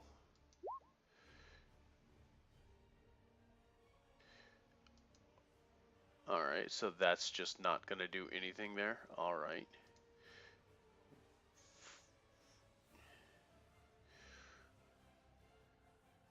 Am I the only one who doesn't see what that is? No, that's. For whatever reason, calling on some bullshit there.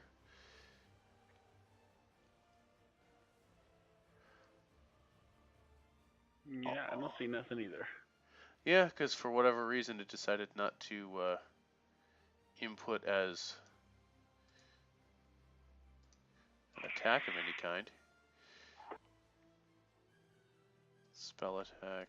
It's not a spell attack. Technically. Okay, well I will just roll for the worm here because it's gonna need it's gonna have disadvantage on it because of it's coming from within here. Okay, yeah, that's fine. So that's 4, 8,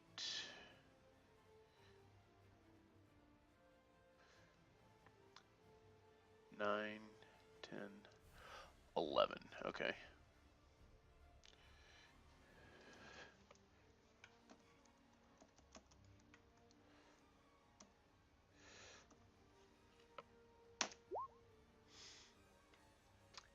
And I can re-roll once, I believe. This.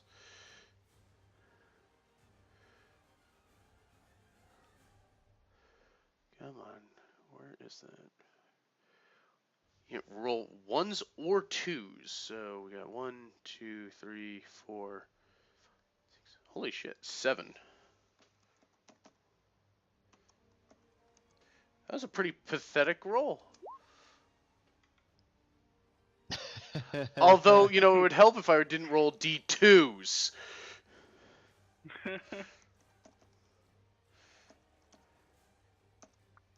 Yes, 76 would be very preferable. I didn't know there was such thing as D2s. Well, there are when you use the roll command.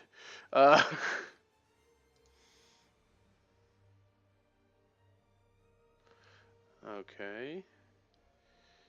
So we take that damage, 27, 28, 29, 30, 31, 37, 38, 39, 44, and 42. 48 total damage. Rolling DF? What the fuck is DF, JR? Fudge dice. Fudge dice, yeah. So, the worm kind of convulses a little bit around its midsection, and it kind of reels backwards with its head and then kind of forcefully throws its head down as it opens its mouth, and this gout of flame comes out. And as the flames scatter onto the ground, you see the leather-clad man rolling on the ground, covered in mucus and whatnot, and just kind of stagger up to his feet, looking at this creature, and flames start to kind of bristle around his hands. Cass. Alright, Kess will go ahead and come on over here, and he's going to go ahead and take 2 shots, one at each one of these 2 to the sides of him. Spreading the damage around. Oh yeah, yeah. All right. You going ham? All right. Going ham. We're going to start with the north one.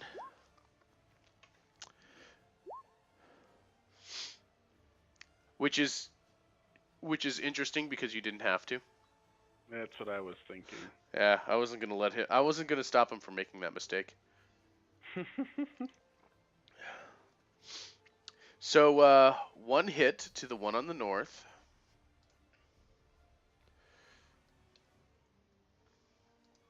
See. And that is going to smack that for 14 damage. And he will crit the one to his side. Oh wait, that's the wrong one.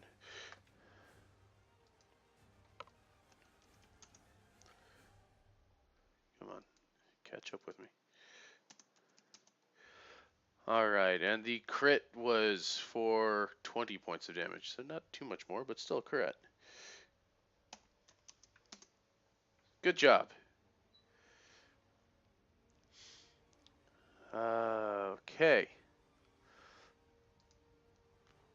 Rawl is going to jump up here, and he's got a wolf helping him out. Just kind of pet the wolf on the shoulder before slashing at this thing. And way to crit that. Holy shit. Wolfie boy. he pets the wolf, kips up off his back, and buries the sword right into its gaping maw and kind of splits it in twain a little bit, because that was kind of violent. Holy shit. 2, 4. It's the aura of good boy. Yeah, it is the aura of good boy. That is. Holy shit. Okay, 2, 4. Wait a minute. How have we not updated the dire wolf images to be Doge? Oh. No, because that's when he transforms. It's Bork Rendir. The dire wolves. I mean, if we can make a shadowy Shiba, that's fine. I might accept that. Rendir. Alright. Shadow Doge. Alright, the one Shadow Shiba. Cass is gonna go ahead and attack that first ash one. Okay. That will hit, and it needs to make a strength save or be You know what? I'm just gonna say it right now. Even if it does go prone, it is a worm. Yeah. Prone I was doesn't gonna exactly. say proning a worm doesn't make a lot of sense. Yeah. Considered hell. Well, it's not. It's not held, but Uh, check Discord, Quinn. oh, I don't. Why do I want to? I mean, I was going to get onto Discord to Funny. see what, because I was gonna put a thing while I was waiting. Go ahead and roll for your other one, but at disadvantage. Yeah, the other one is gonna attack the one behind Simon. I mean, in front of Simon, whatever. Yeah.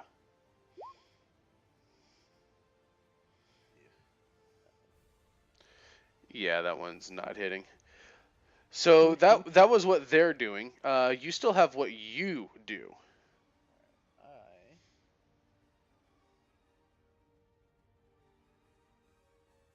move up there and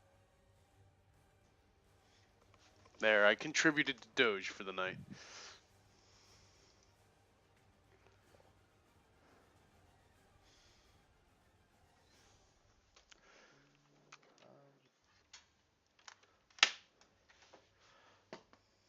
wait. I don't use any action or anything to control them, do I? No. I like it. That's just, that I might do that. Like recolor that black or shadowy, and just have Doge with little frowny eyes for his summons. I think Just mind that you are concentrating to keep the wolves up. yeah. Attack would produce flame without concentrating on anything. You know, That's just that's that's fair. Which one are you striking at? That one? Go for it. go fireball. Yes, in the face. God damn it, Ken. Double check. Is it just melee attacks for your wolves? Pack tactics? Uh, 'Cause I think it is, but well, the thing is, pack tactics is it's only for the wolves. It says the wolf has advantage on an attack roll against a creature if at least one of the wolf's allies is within 5 feet, but it doesn't say anything about like us. okay. The only way we're getting any kind of advantage would be a prone target.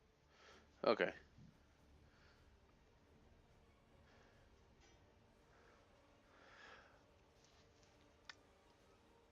Okay. Have me all distracted. Simon, Yes. you have a worm in front of you. I see that.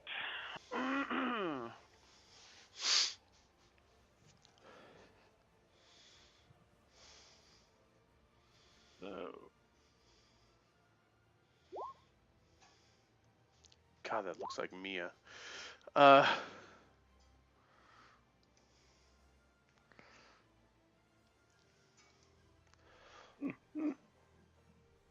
well, these things. What is? hmm? These things do in fact have a 14 armor class. So, good job. Hooray. Good Smack job, it sir. around a little bit. You did it. And then I think I shall take one little step over there so I can maybe draw some of the heat off Wolfie Boy. You would hope so. Let's see, that's 13. How much damage did the wolf take from poison? Does it happen in turn? The wolves are poisoned, which is just the condition. It's not additional poison damage. So, purple worm. Yeah, my buddy. Well, end of his turn, he gets to try and make a save again. And he can't do anything until he makes a save? No, he can still do stuff. Just reminded me. He just can't come closer to you, correct? Yes. Okay. So, yeah, I think that leaves him with only one real option is to... Don't get ate again. Yeah, that's pretty much That's pretty much his recourse right now. There's not. It is a giant purple worm. It doesn't have many action types. It just can really do actions. And I really wish this thing would roll just a little less good. I mean, it's got a +9. Yeah, yeah, still, a little less good. Like, I would love if I had shield. Uh, It is a good spell. it is a good spell, but unfortunately, don't really get the attempt to second level or higher. Okay, so yeah, that'll hit him for 22 damage. And that is a Dex 19, so I'm pretty sure you're getting 8 again, but you never know. Yeah. Getting real damn tired of this shit. However, what we will be doing is getting eaten. I'm not going to take that shit right now. So that's going to be Hellish Rebuke. Because fuck that. So that is for each level higher is a D10. So that's 1, 2, 3, 4. So a grand total of 9d10.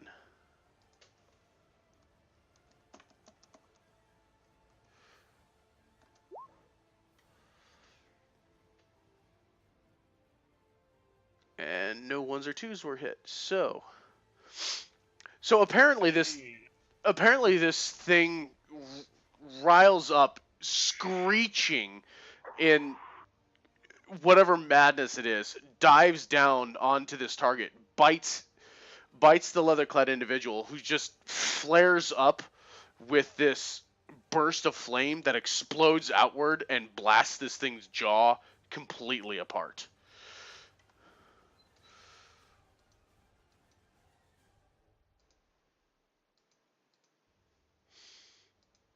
Oh, he's already dead? That's Opie. sad.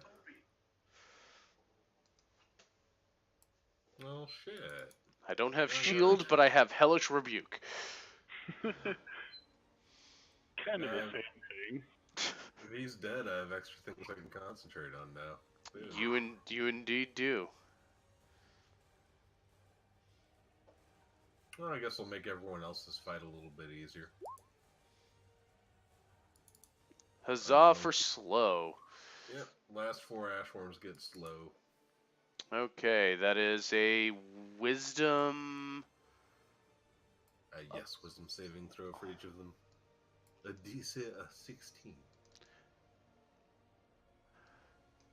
Alright, so we got 4 of them, and we're going to start with the one next to Rawl and the wolf, and then move towards the right. 1.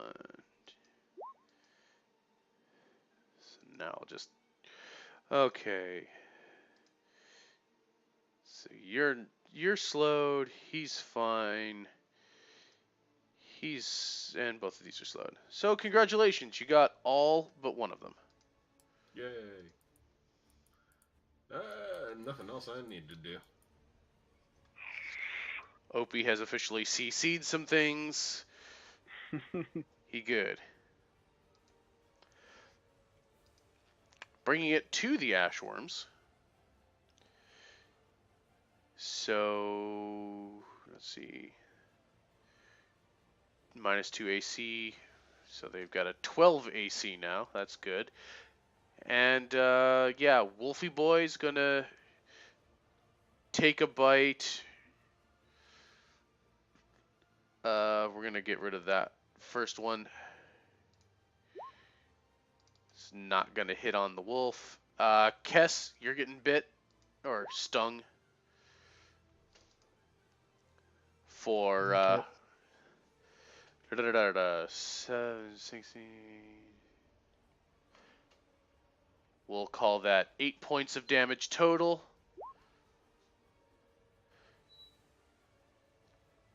Five points of damage. Well, no, you've already got resistance to poison, so Yeah, you can't double it. yeah, you can't double your resist. So Okay. that's still 8 damage, and you will need to make a con save.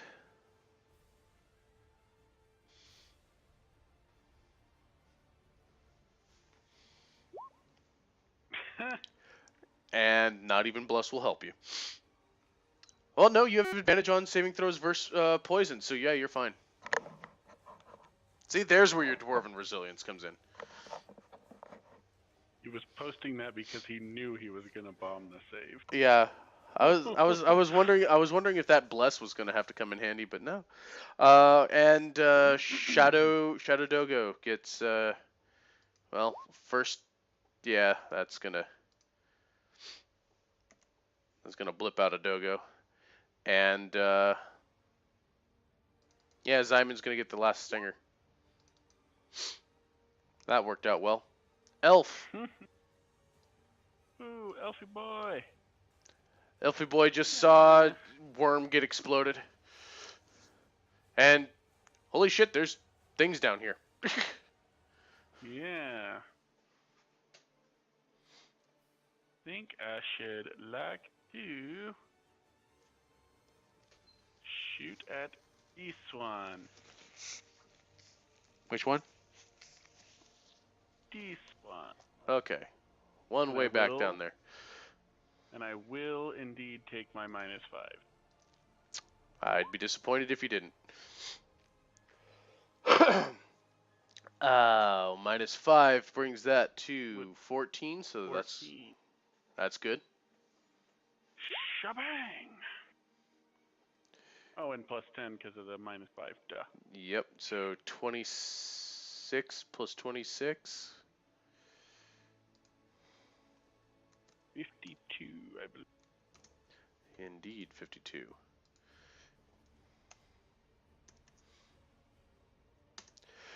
So, yeah, arrow goes sailing in and halfway cripples one of these worms. Is that all your movement? No, that's not all my movement, but I'm standing on a cliff face here. I don't know how high it is. Can I safely scoot down? Yeah, you can get down. Cool. Then I'll probably move down to that cliff face. It's basically you just kind of slide on down. 5, 10.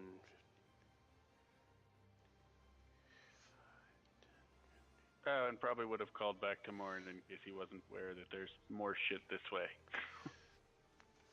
Yeah, I'm coming. He dashes as he's getting the drippings off of him, bringing it to Kess. Same plan of action.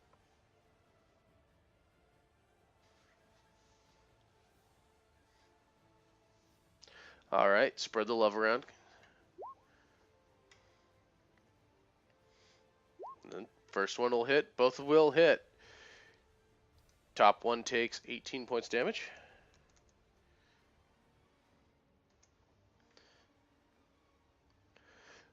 That feeling when you almost would have killed one of them.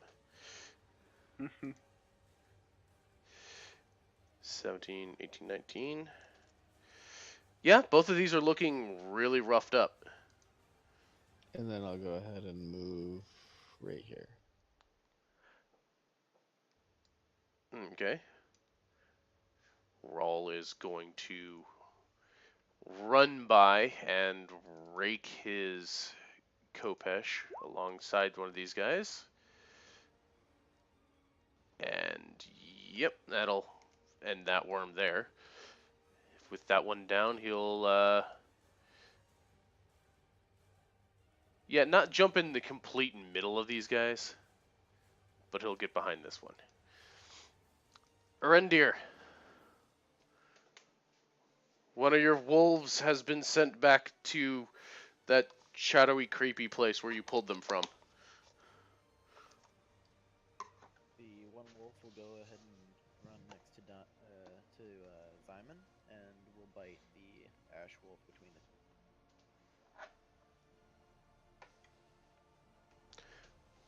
All right. Okay.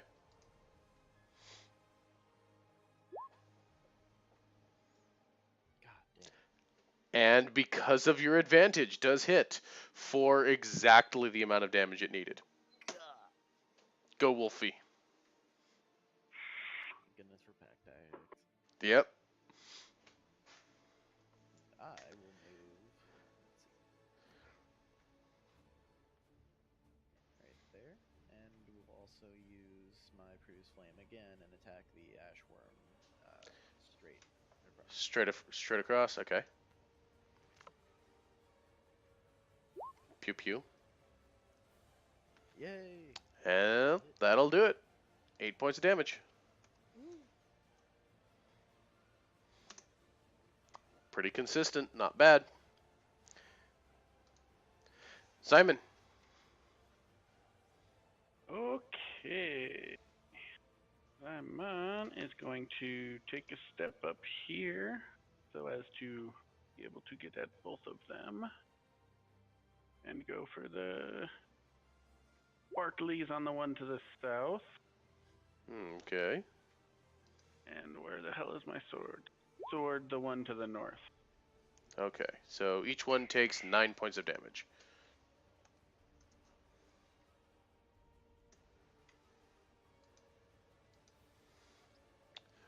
The one that you hit with Shocking Grasp is looking, well, it's almost down. It is bleeding profusely. The zombie purple worm rises from its grave. No. Fucking Why stage 2, motherfucker. Opie? Didn't beat the rage timer. Nope.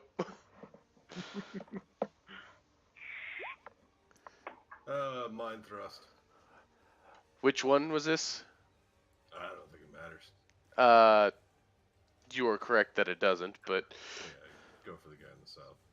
okay. That's me. The worms. One is going to bite at. I say bite. He's going to sting at Rawl. The other one's going to sting at Zyman. So we'll do Rawls first. Yeah. Simon says no and casts shield. Okay. And actually, Opie, go ahead and roll me that D4. Oh, that's right.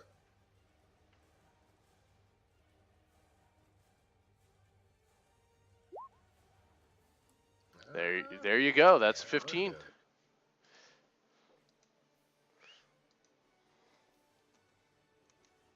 Oh, bless. Everyone forgets you. Oh, yeah.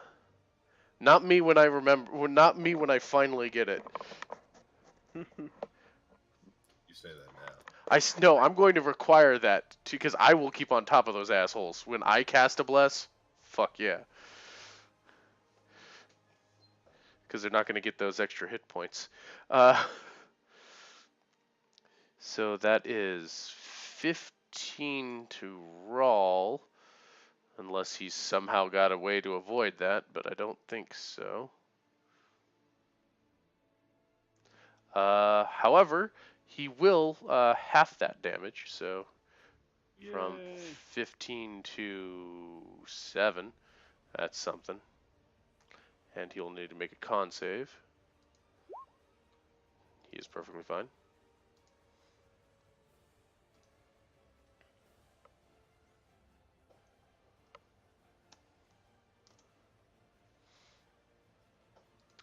Elf.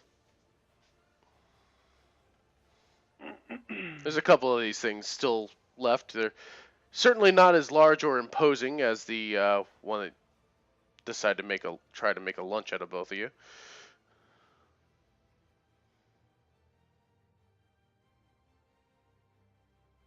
Think he's going to an action to activate the wings of flying, and I'm just gonna do that and just kind of fly over here and watch. See what these guys are up to. So the elf drinks a can of Red Bull and is now fluttering in the air.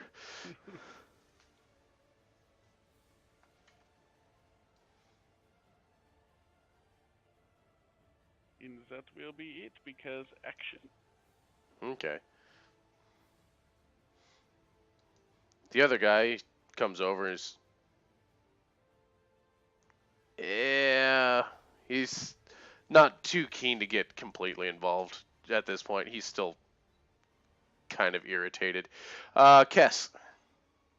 This is why we should have left.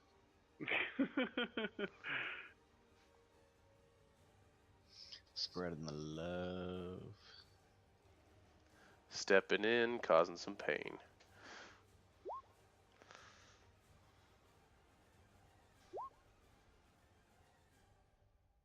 Well, because of slow, got the one that was next to Rawl completely down, and 10 points of damage to the one below.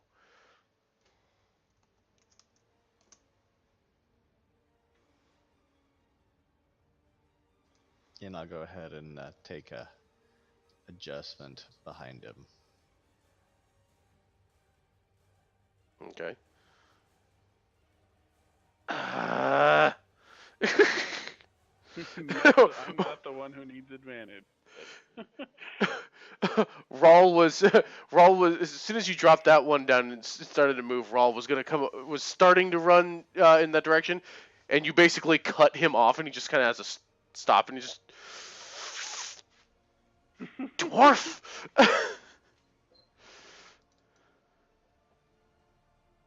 We're gonna have an acrobatics check here.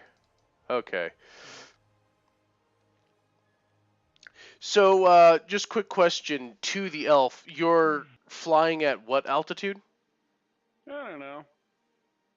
20, 30, something like that. Okay, so you're high. you're well above. Okay.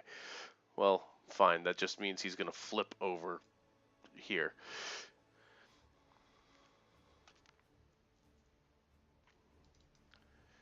That elf will probably just kind of, hey, not bad.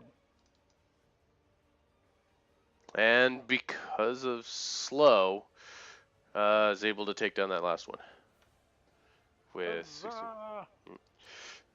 Alright, real quick, in our party line, guys, this was obviously a trap set up by these guys that kind of backfired on them. We should probably take them out before they get any cute ideas. Let's do it. Yeah, okay. Rawl's just like, yeah. No, that could have been a really good fight if it wasn't for the OP dudes that showed up. Yeah, that would have been pretty terrible for you guys. No, good fight. Good fight. You look, I don't want to get to the point where I have to concern myself with throwing like CR 16s at you, at your group. Missing, I think we're only missing about 125 damage on that worm. Yeah, I get the feeling that you guys probably could have taken that worm on your own. But I'm not ready to face that reality yet.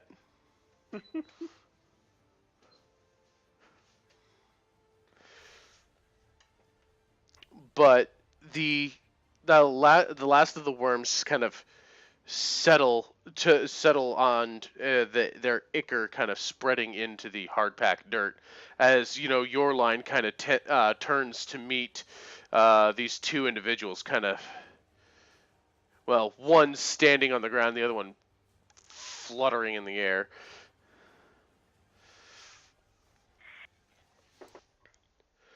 As you guys playing with your worms?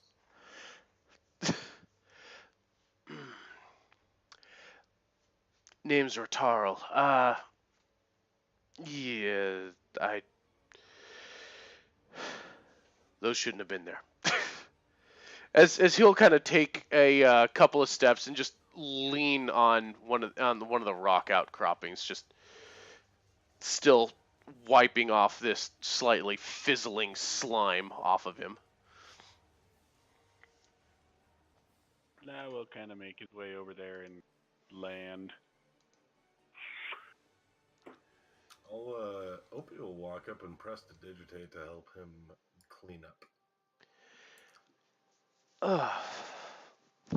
Thank you. That's a lot better.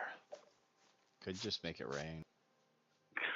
Do it. Why is Uh, it already raining? you- know it is. You cannot. You have already expended that today.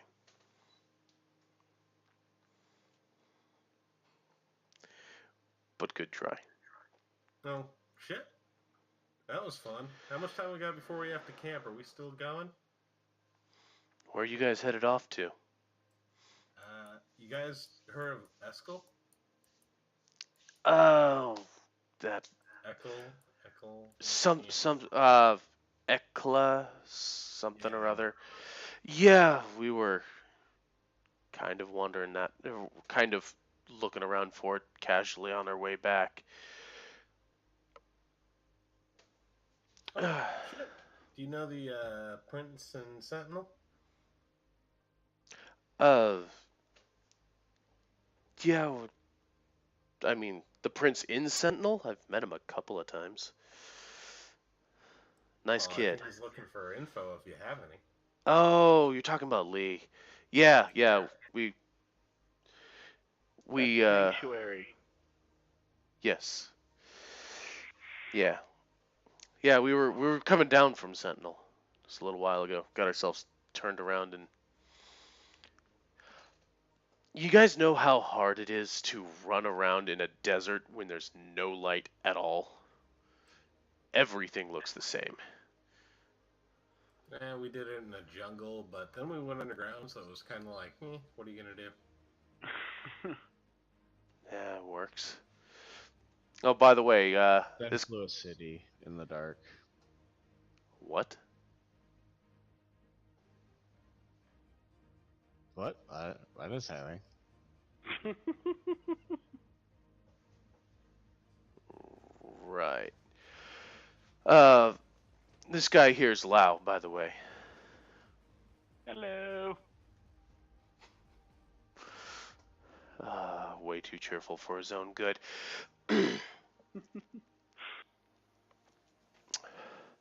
So, Lee sent out a search party for us, did he? No, he sent a search party out for the city. Well, I mean that, and I think you guys too. Uh-huh. Okay. All right. So we're gonna take that as a hard maybe. All right.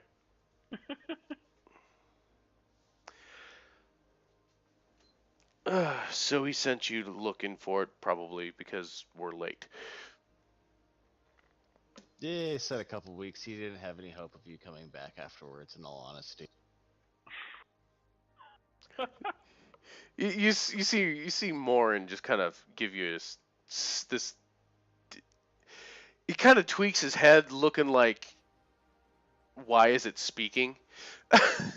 But just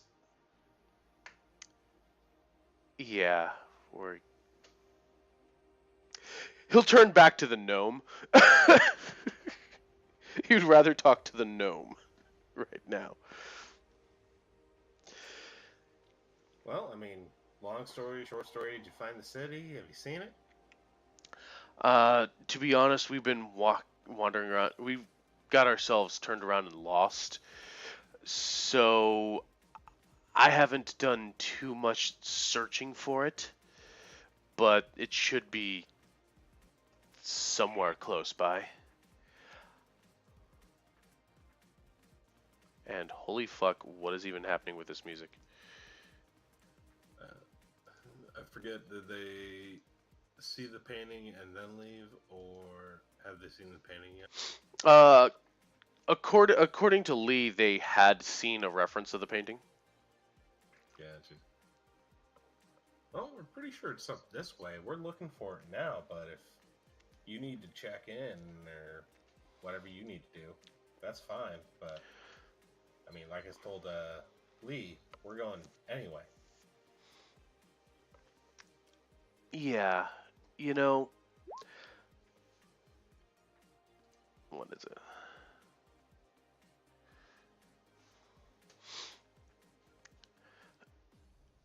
Ignoring the dwarf. Ignoring the dwarf.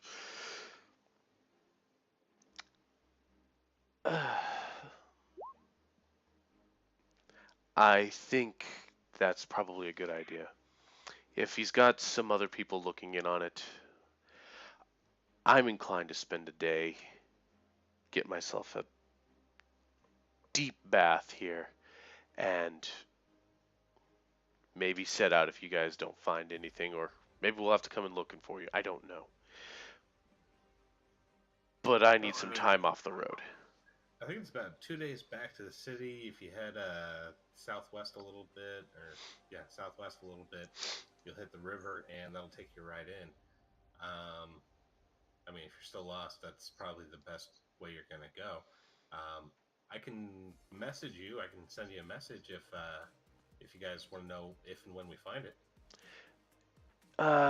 Yeah, that'd be a good idea. Yeah, I'd appreciate that.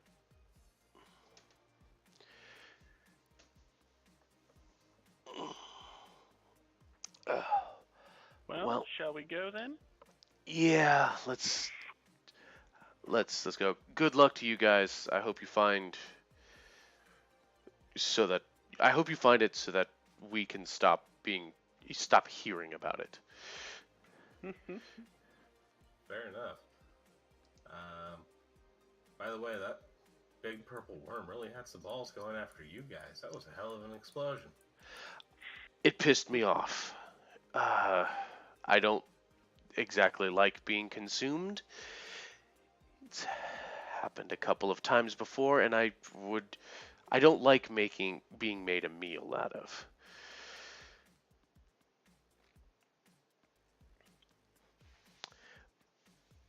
But I appreciate you guys coming around. It looks like we were about to have a little worse of a thing.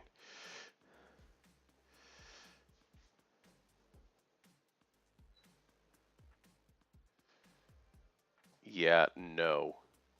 In fact, I'm not going to look at any of this, and I'm just going to hit clear drawing.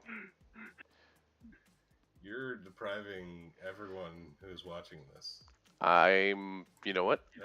I'm okay. Painful setup. I am okay. A role-play line setup into hilarity. Yeah, you know what? That's okay. I am all right not proceeding with that.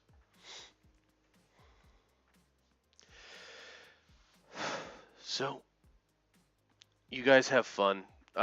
Send it to either us or send it to Lee. He'll be the one who knows who wants to hear about it. Really, I'm really not interested in any long dead cities. So, you guys have fun. Oh yeah, it was clear back there a ways. It should be easy going for you if you get to the river. Like I said, it's a quick walk. Oh yeah. Now that we've got the sun, we'll find our way back. I mean, sure, if Lau doesn't get us lost again. Anyway, I'm blaming you for that. Come on. I mean, if it makes you sleep better, then fine, but not a whole lot you can do in a fucking sightless desert in the dark. Yeah. All right. Well, good luck, guys. We'll hear from you as he'll start just heading back out of the valley and over the hills. On that way somewhere. Yep. Leaving you guys to pick up and move yourselves along. I would like for perception checks to be made for the lot of you. Oh man, Another worm. I wish I knew about purple worm poison. Where is perception? There it is. Oh, well, Lau didn't roll that, but it's fine. Simon +4. actually, just not as.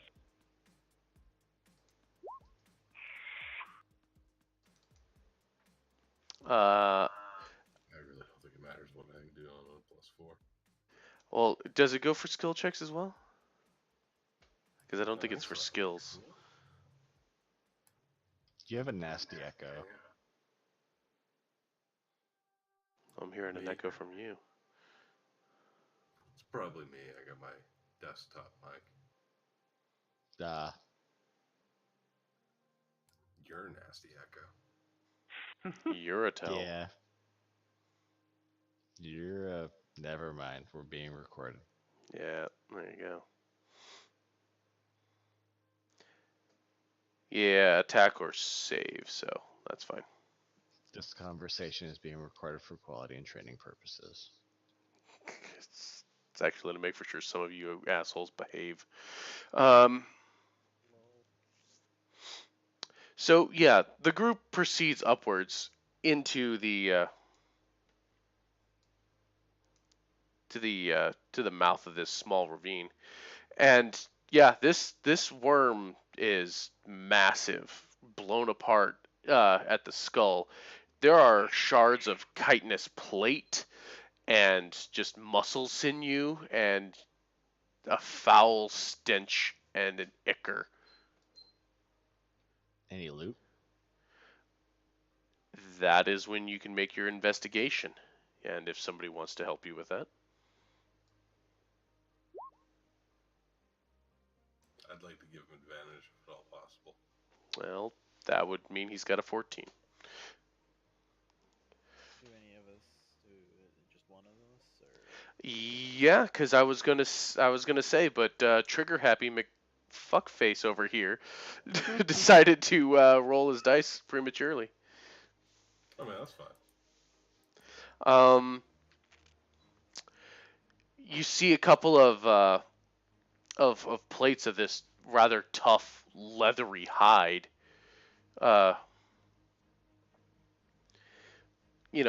Look kind of a little loose from the sinews and its muscles. You could probably pull off a couple of these fragments, break off a couple of teeth.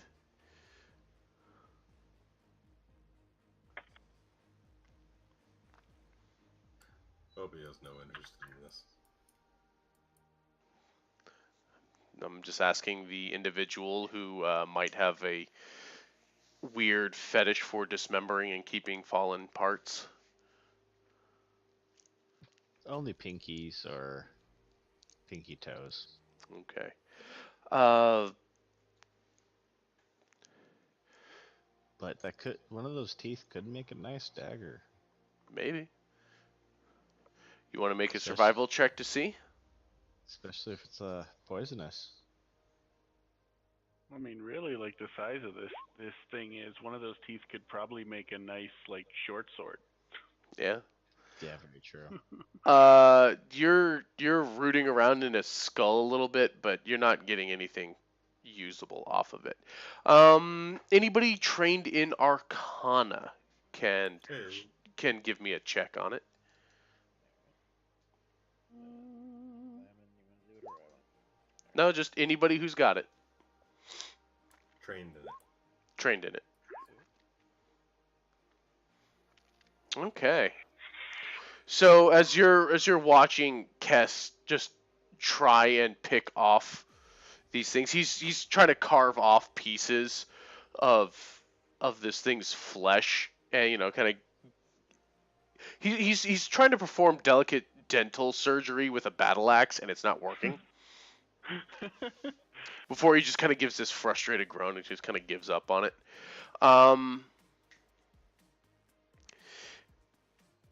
You Opie and Arendir, do note, just as you're watching this whole thing happen in this acrid smell that comes out here, yeah, these things are highly toxic,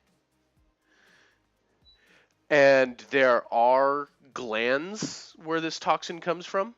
It is known to leave gaping tunnels under the earth.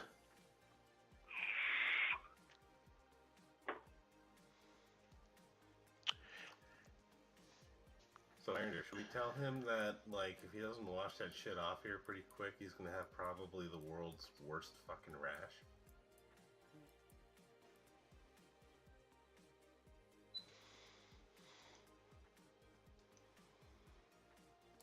I didn't think so. Opie will scream, "Hey, Cass, if you dig back into the throat a little bit, there should be some big sacs. Like, kind of big, maybe hairy a little bit, sacs. Like two of them. Yeah, I don't wanna be playing with its balls in its throat. No, they're worth a lot of money. Yeah, it sounds like too much work.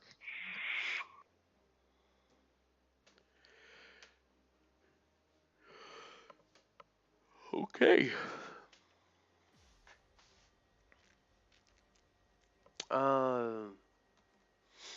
Okay, you guys rolled pretty high on that one. You know, not only do they have these acid glands in the back of their head, which may or may not be viable due to the detonation. Their stomach acid is particularly potent as well, and they've to the point where they dissolve a lot of softer rocks that they burrow through. And with the intelligence that Opie possesses, uh, there's probably a model of this hanging in some display case back at the Man of Tal. But you also recall that that certain heavier, denser stones are left within its digestive tract, and occasionally has been home to several discarded gemstones. I'll call back up to Cass while he's thinking about crawling out.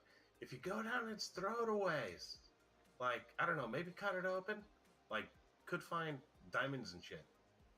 This thing's pretty much, it eats like you do. Eat shawarma? Rocks, dummy. Rock shawarma. It does probably eat shawarma dealers, though. Mm-hmm. Which likely taste much of shawarma. Yeah, you should probably check as deep as you can, just in case he had a shawarma dealer. He might give you a deal. I mean, you know what you have to do, Tess. You literally have to swim down to its stomach and back out. You can do it with me, all the shawarma it's eaten, you know. Yeah, I will. It's gonna be one I'll of look those at hash you. grab machines. I'll look at you and be like, "Where's its stomach at?" Just keep swimming. Like, Just keep going down. if he wants to cut it open on the outside, I will show it. That's Yeah. what I prefer. But between the two of you, you can split open this thing. It'll take a while. I like Can we our just other use fire? ideas so much better. Yeah, just jump down. Yeah. Yeah. Between the knowledge of Opie and Arendir, and guiding your blade, and Rawl will probably get on it too, just to speed the process up. You are able to split this thing open and get into its intestinal tract. The smell is beyond sharp.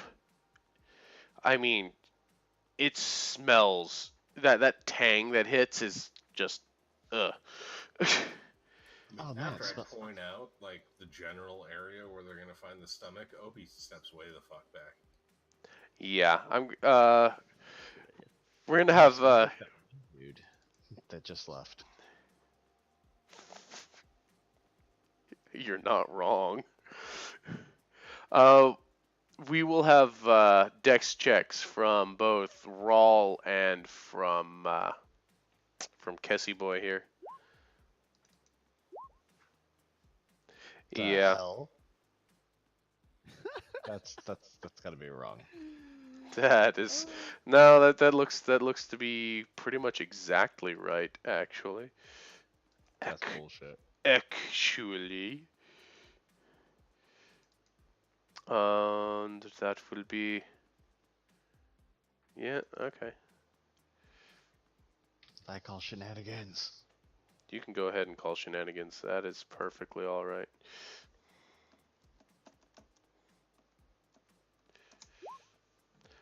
So the stomach bursts open on you. Rawl jumps the hell back out of the way, but you get a nice coating of this all across your midsection, and you end up taking 16 points of acid damage. Which is 16 points because that only affects when you're raging, I believe, correct? Yes. it does, but danger sense. Son of a bitch. Hold on. Fucking That would It is only it, give it you is it is not a trap. Yeah. But isn't it? dwarven not. resilience. It is not poison. It is acid. Hold on, I think there's something I've got besides chlamydia. Oh, go ahead and keep arguing it. That's fine. You're good, bud. All right. What's 16 damage to the rage beast? 8, of course. Let me just roll a couple extra acid dice here. See, if you just would have told him it was like 42, he would be okay with taking 16. Yeah. Always tell him the number doubled if I really want to kill him.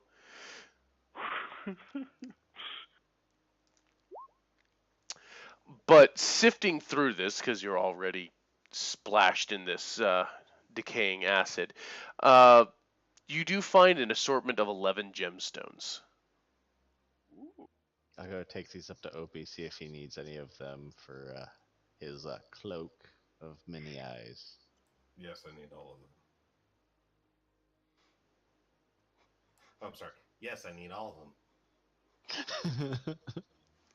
Well, if any of them end up being diamonds and worth a particular value, we might want to keep them around. Why diamond?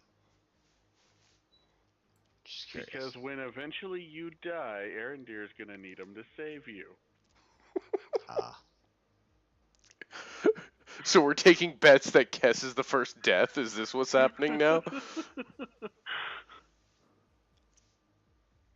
That's kind of incredible. Can I identify them with my stone kenning? I would say that's pretty decent.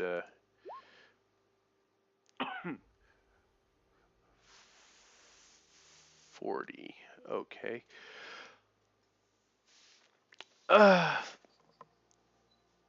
You do find a couple of small diamonds in there. It's mostly diamonds and a couple of rubies and emeralds. I do not have the direct amounts in front of me. No, that's fine. I just was wondering if we could see what type of gems they were. Kess will hold up the ruby and be like, rubies. The color of blood. Don't forget to write these down, bud. Okay, so let's see here. What are they even? Said mostly diamonds, so let's No, say no. There's only a couple. There's only a couple numbers.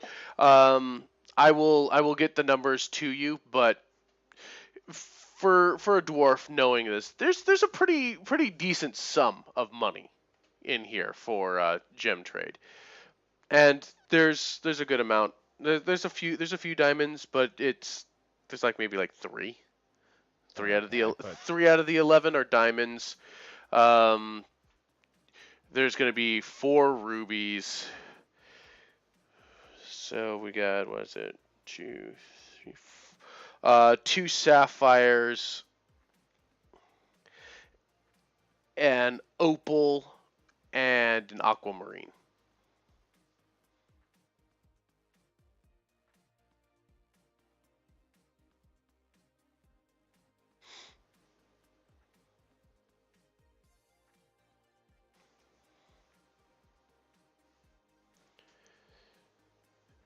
So I will end up writing the values of those there because I don't think anybody's got a jeweler's kit or the appropriate knowledge. I don't think stone cutting will let you tell the value. Not entirely certain about that. I think it would give him advantage on appraising it.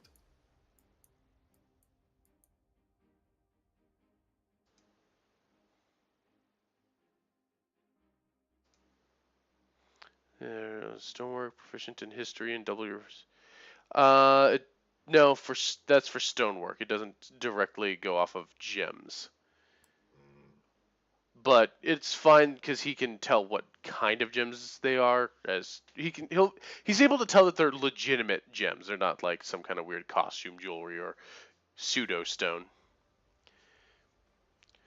But there is that, and yeah, I'll have the values of those ferreted away for later when you get those appraised.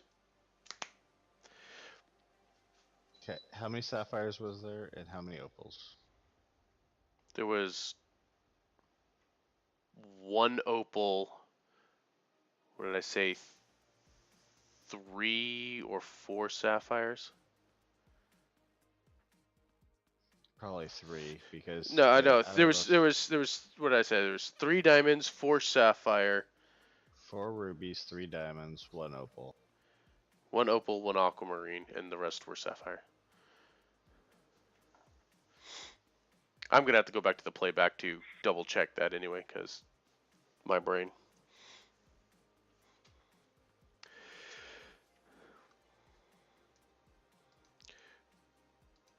But all that being done, you kind of pick yourselves up and travel on. And as the really warm part of the day is starting to hit in on you, you do see, conferring with your page, the general area of where you think this Ross original was guiding you towards,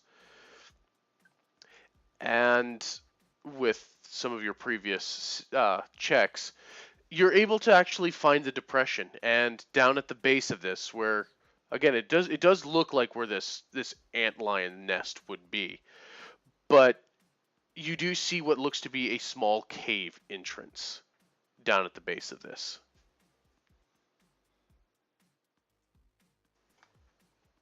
Yeah, let's go underground again. Yay! Is there any bodies of water nearby? There have not seemed to be any bodies of water nearby. All right. But you're not really having to worry about water because a reindeer has been able to make it. At Reindeer, make it rain on me. Because you don't want me traveling in close quarters with this stuff on. This isn't the body spray I want. Prestidigitation can take that shit off you. And I imagine traveling in close quarters with Opie for an hour and a half, probably he'll do that for you.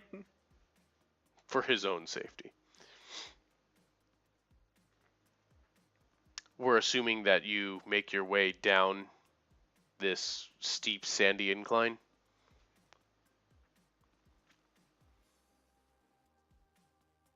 Let's see. Well, I would have you make checks of some kind, but you do have various implements to shuttle yourselves down into this.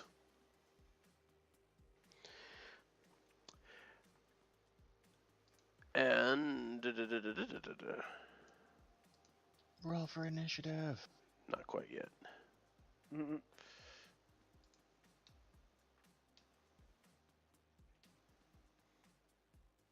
Okay, that's all blackness.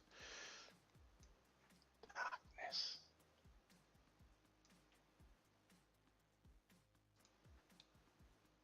Darkness.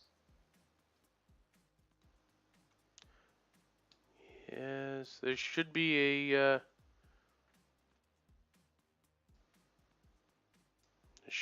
player token somewhere for you to see. I ain't see anything. It's darkness. All black. So dark. So dark. So dark. Like my sense of humor. Where's the lie? Use it on the last body. Oh wait, sorry, we're being recorded. Mm.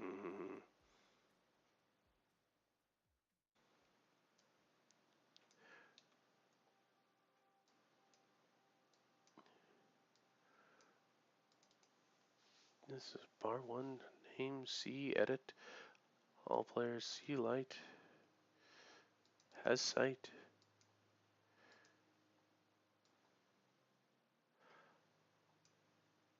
Yeah, I mean, it should be here, but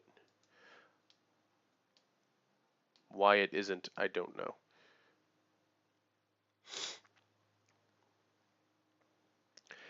But what you come across is a small archway that is made with a rough hewn opening.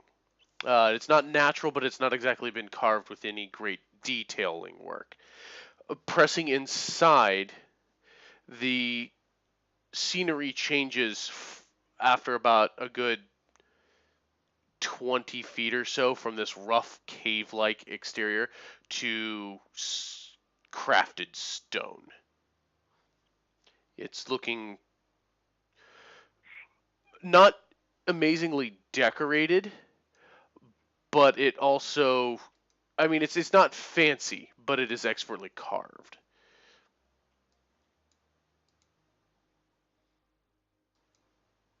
Let's just turn on. Looking promising. Maybe that's what I just needed to do with that. There we go. Oh, there we go. I needed to turn off Fog of War. Looks like a cow tiki. But moving in and looking through here, it is very nicely, square carve out on the floor. As you're passing through, you see what look to be statues of some humanoid male within robes. The arms are broken off the statues. They look worn by ages. And as you move upwards to the end of this antechamber, you see a slab that looks almost like a doorway. It is off-colored from the other sandstone. It is a more of a instead of that earthen brown color. It is more of a gray slab, which does look rather familiar, at least in principle or in design. I'll go ahead and try to move it. You move up to it, and it does not budge for you. And you see a just carved into this tablet a host of different symbols. Yeah, another puzzle. Same puzzle.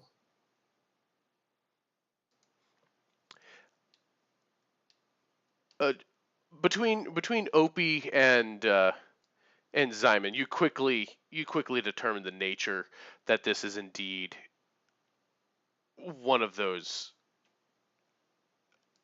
tablets, and spending the next hour you basically go with Rawl who translates the text, and that is where we are going to be picking up next time. But I wanted to get you to this point, standing in front of the next block of history, as written by the Lost Prince, the Cross Hunter. Rawl is the lost prince with amnesia. It has no idea about it. There's a definitively non-zero chance about that. But yeah, good times, everyone.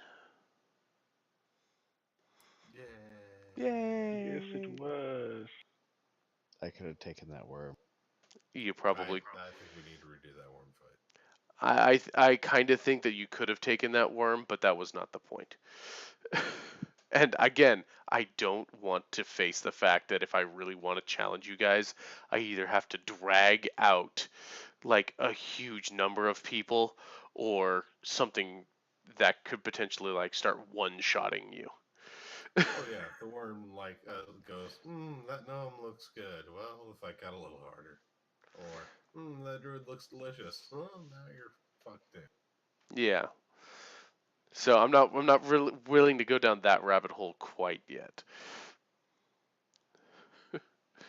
But yeah, we'll pick it up with next week there. All good things. If I may ask, what was its maximum hit points? Somewhere above 30. Below 200? It's got less than 1,000, more than 30. There's your range. Somewhere in there. So 993.2. It might be.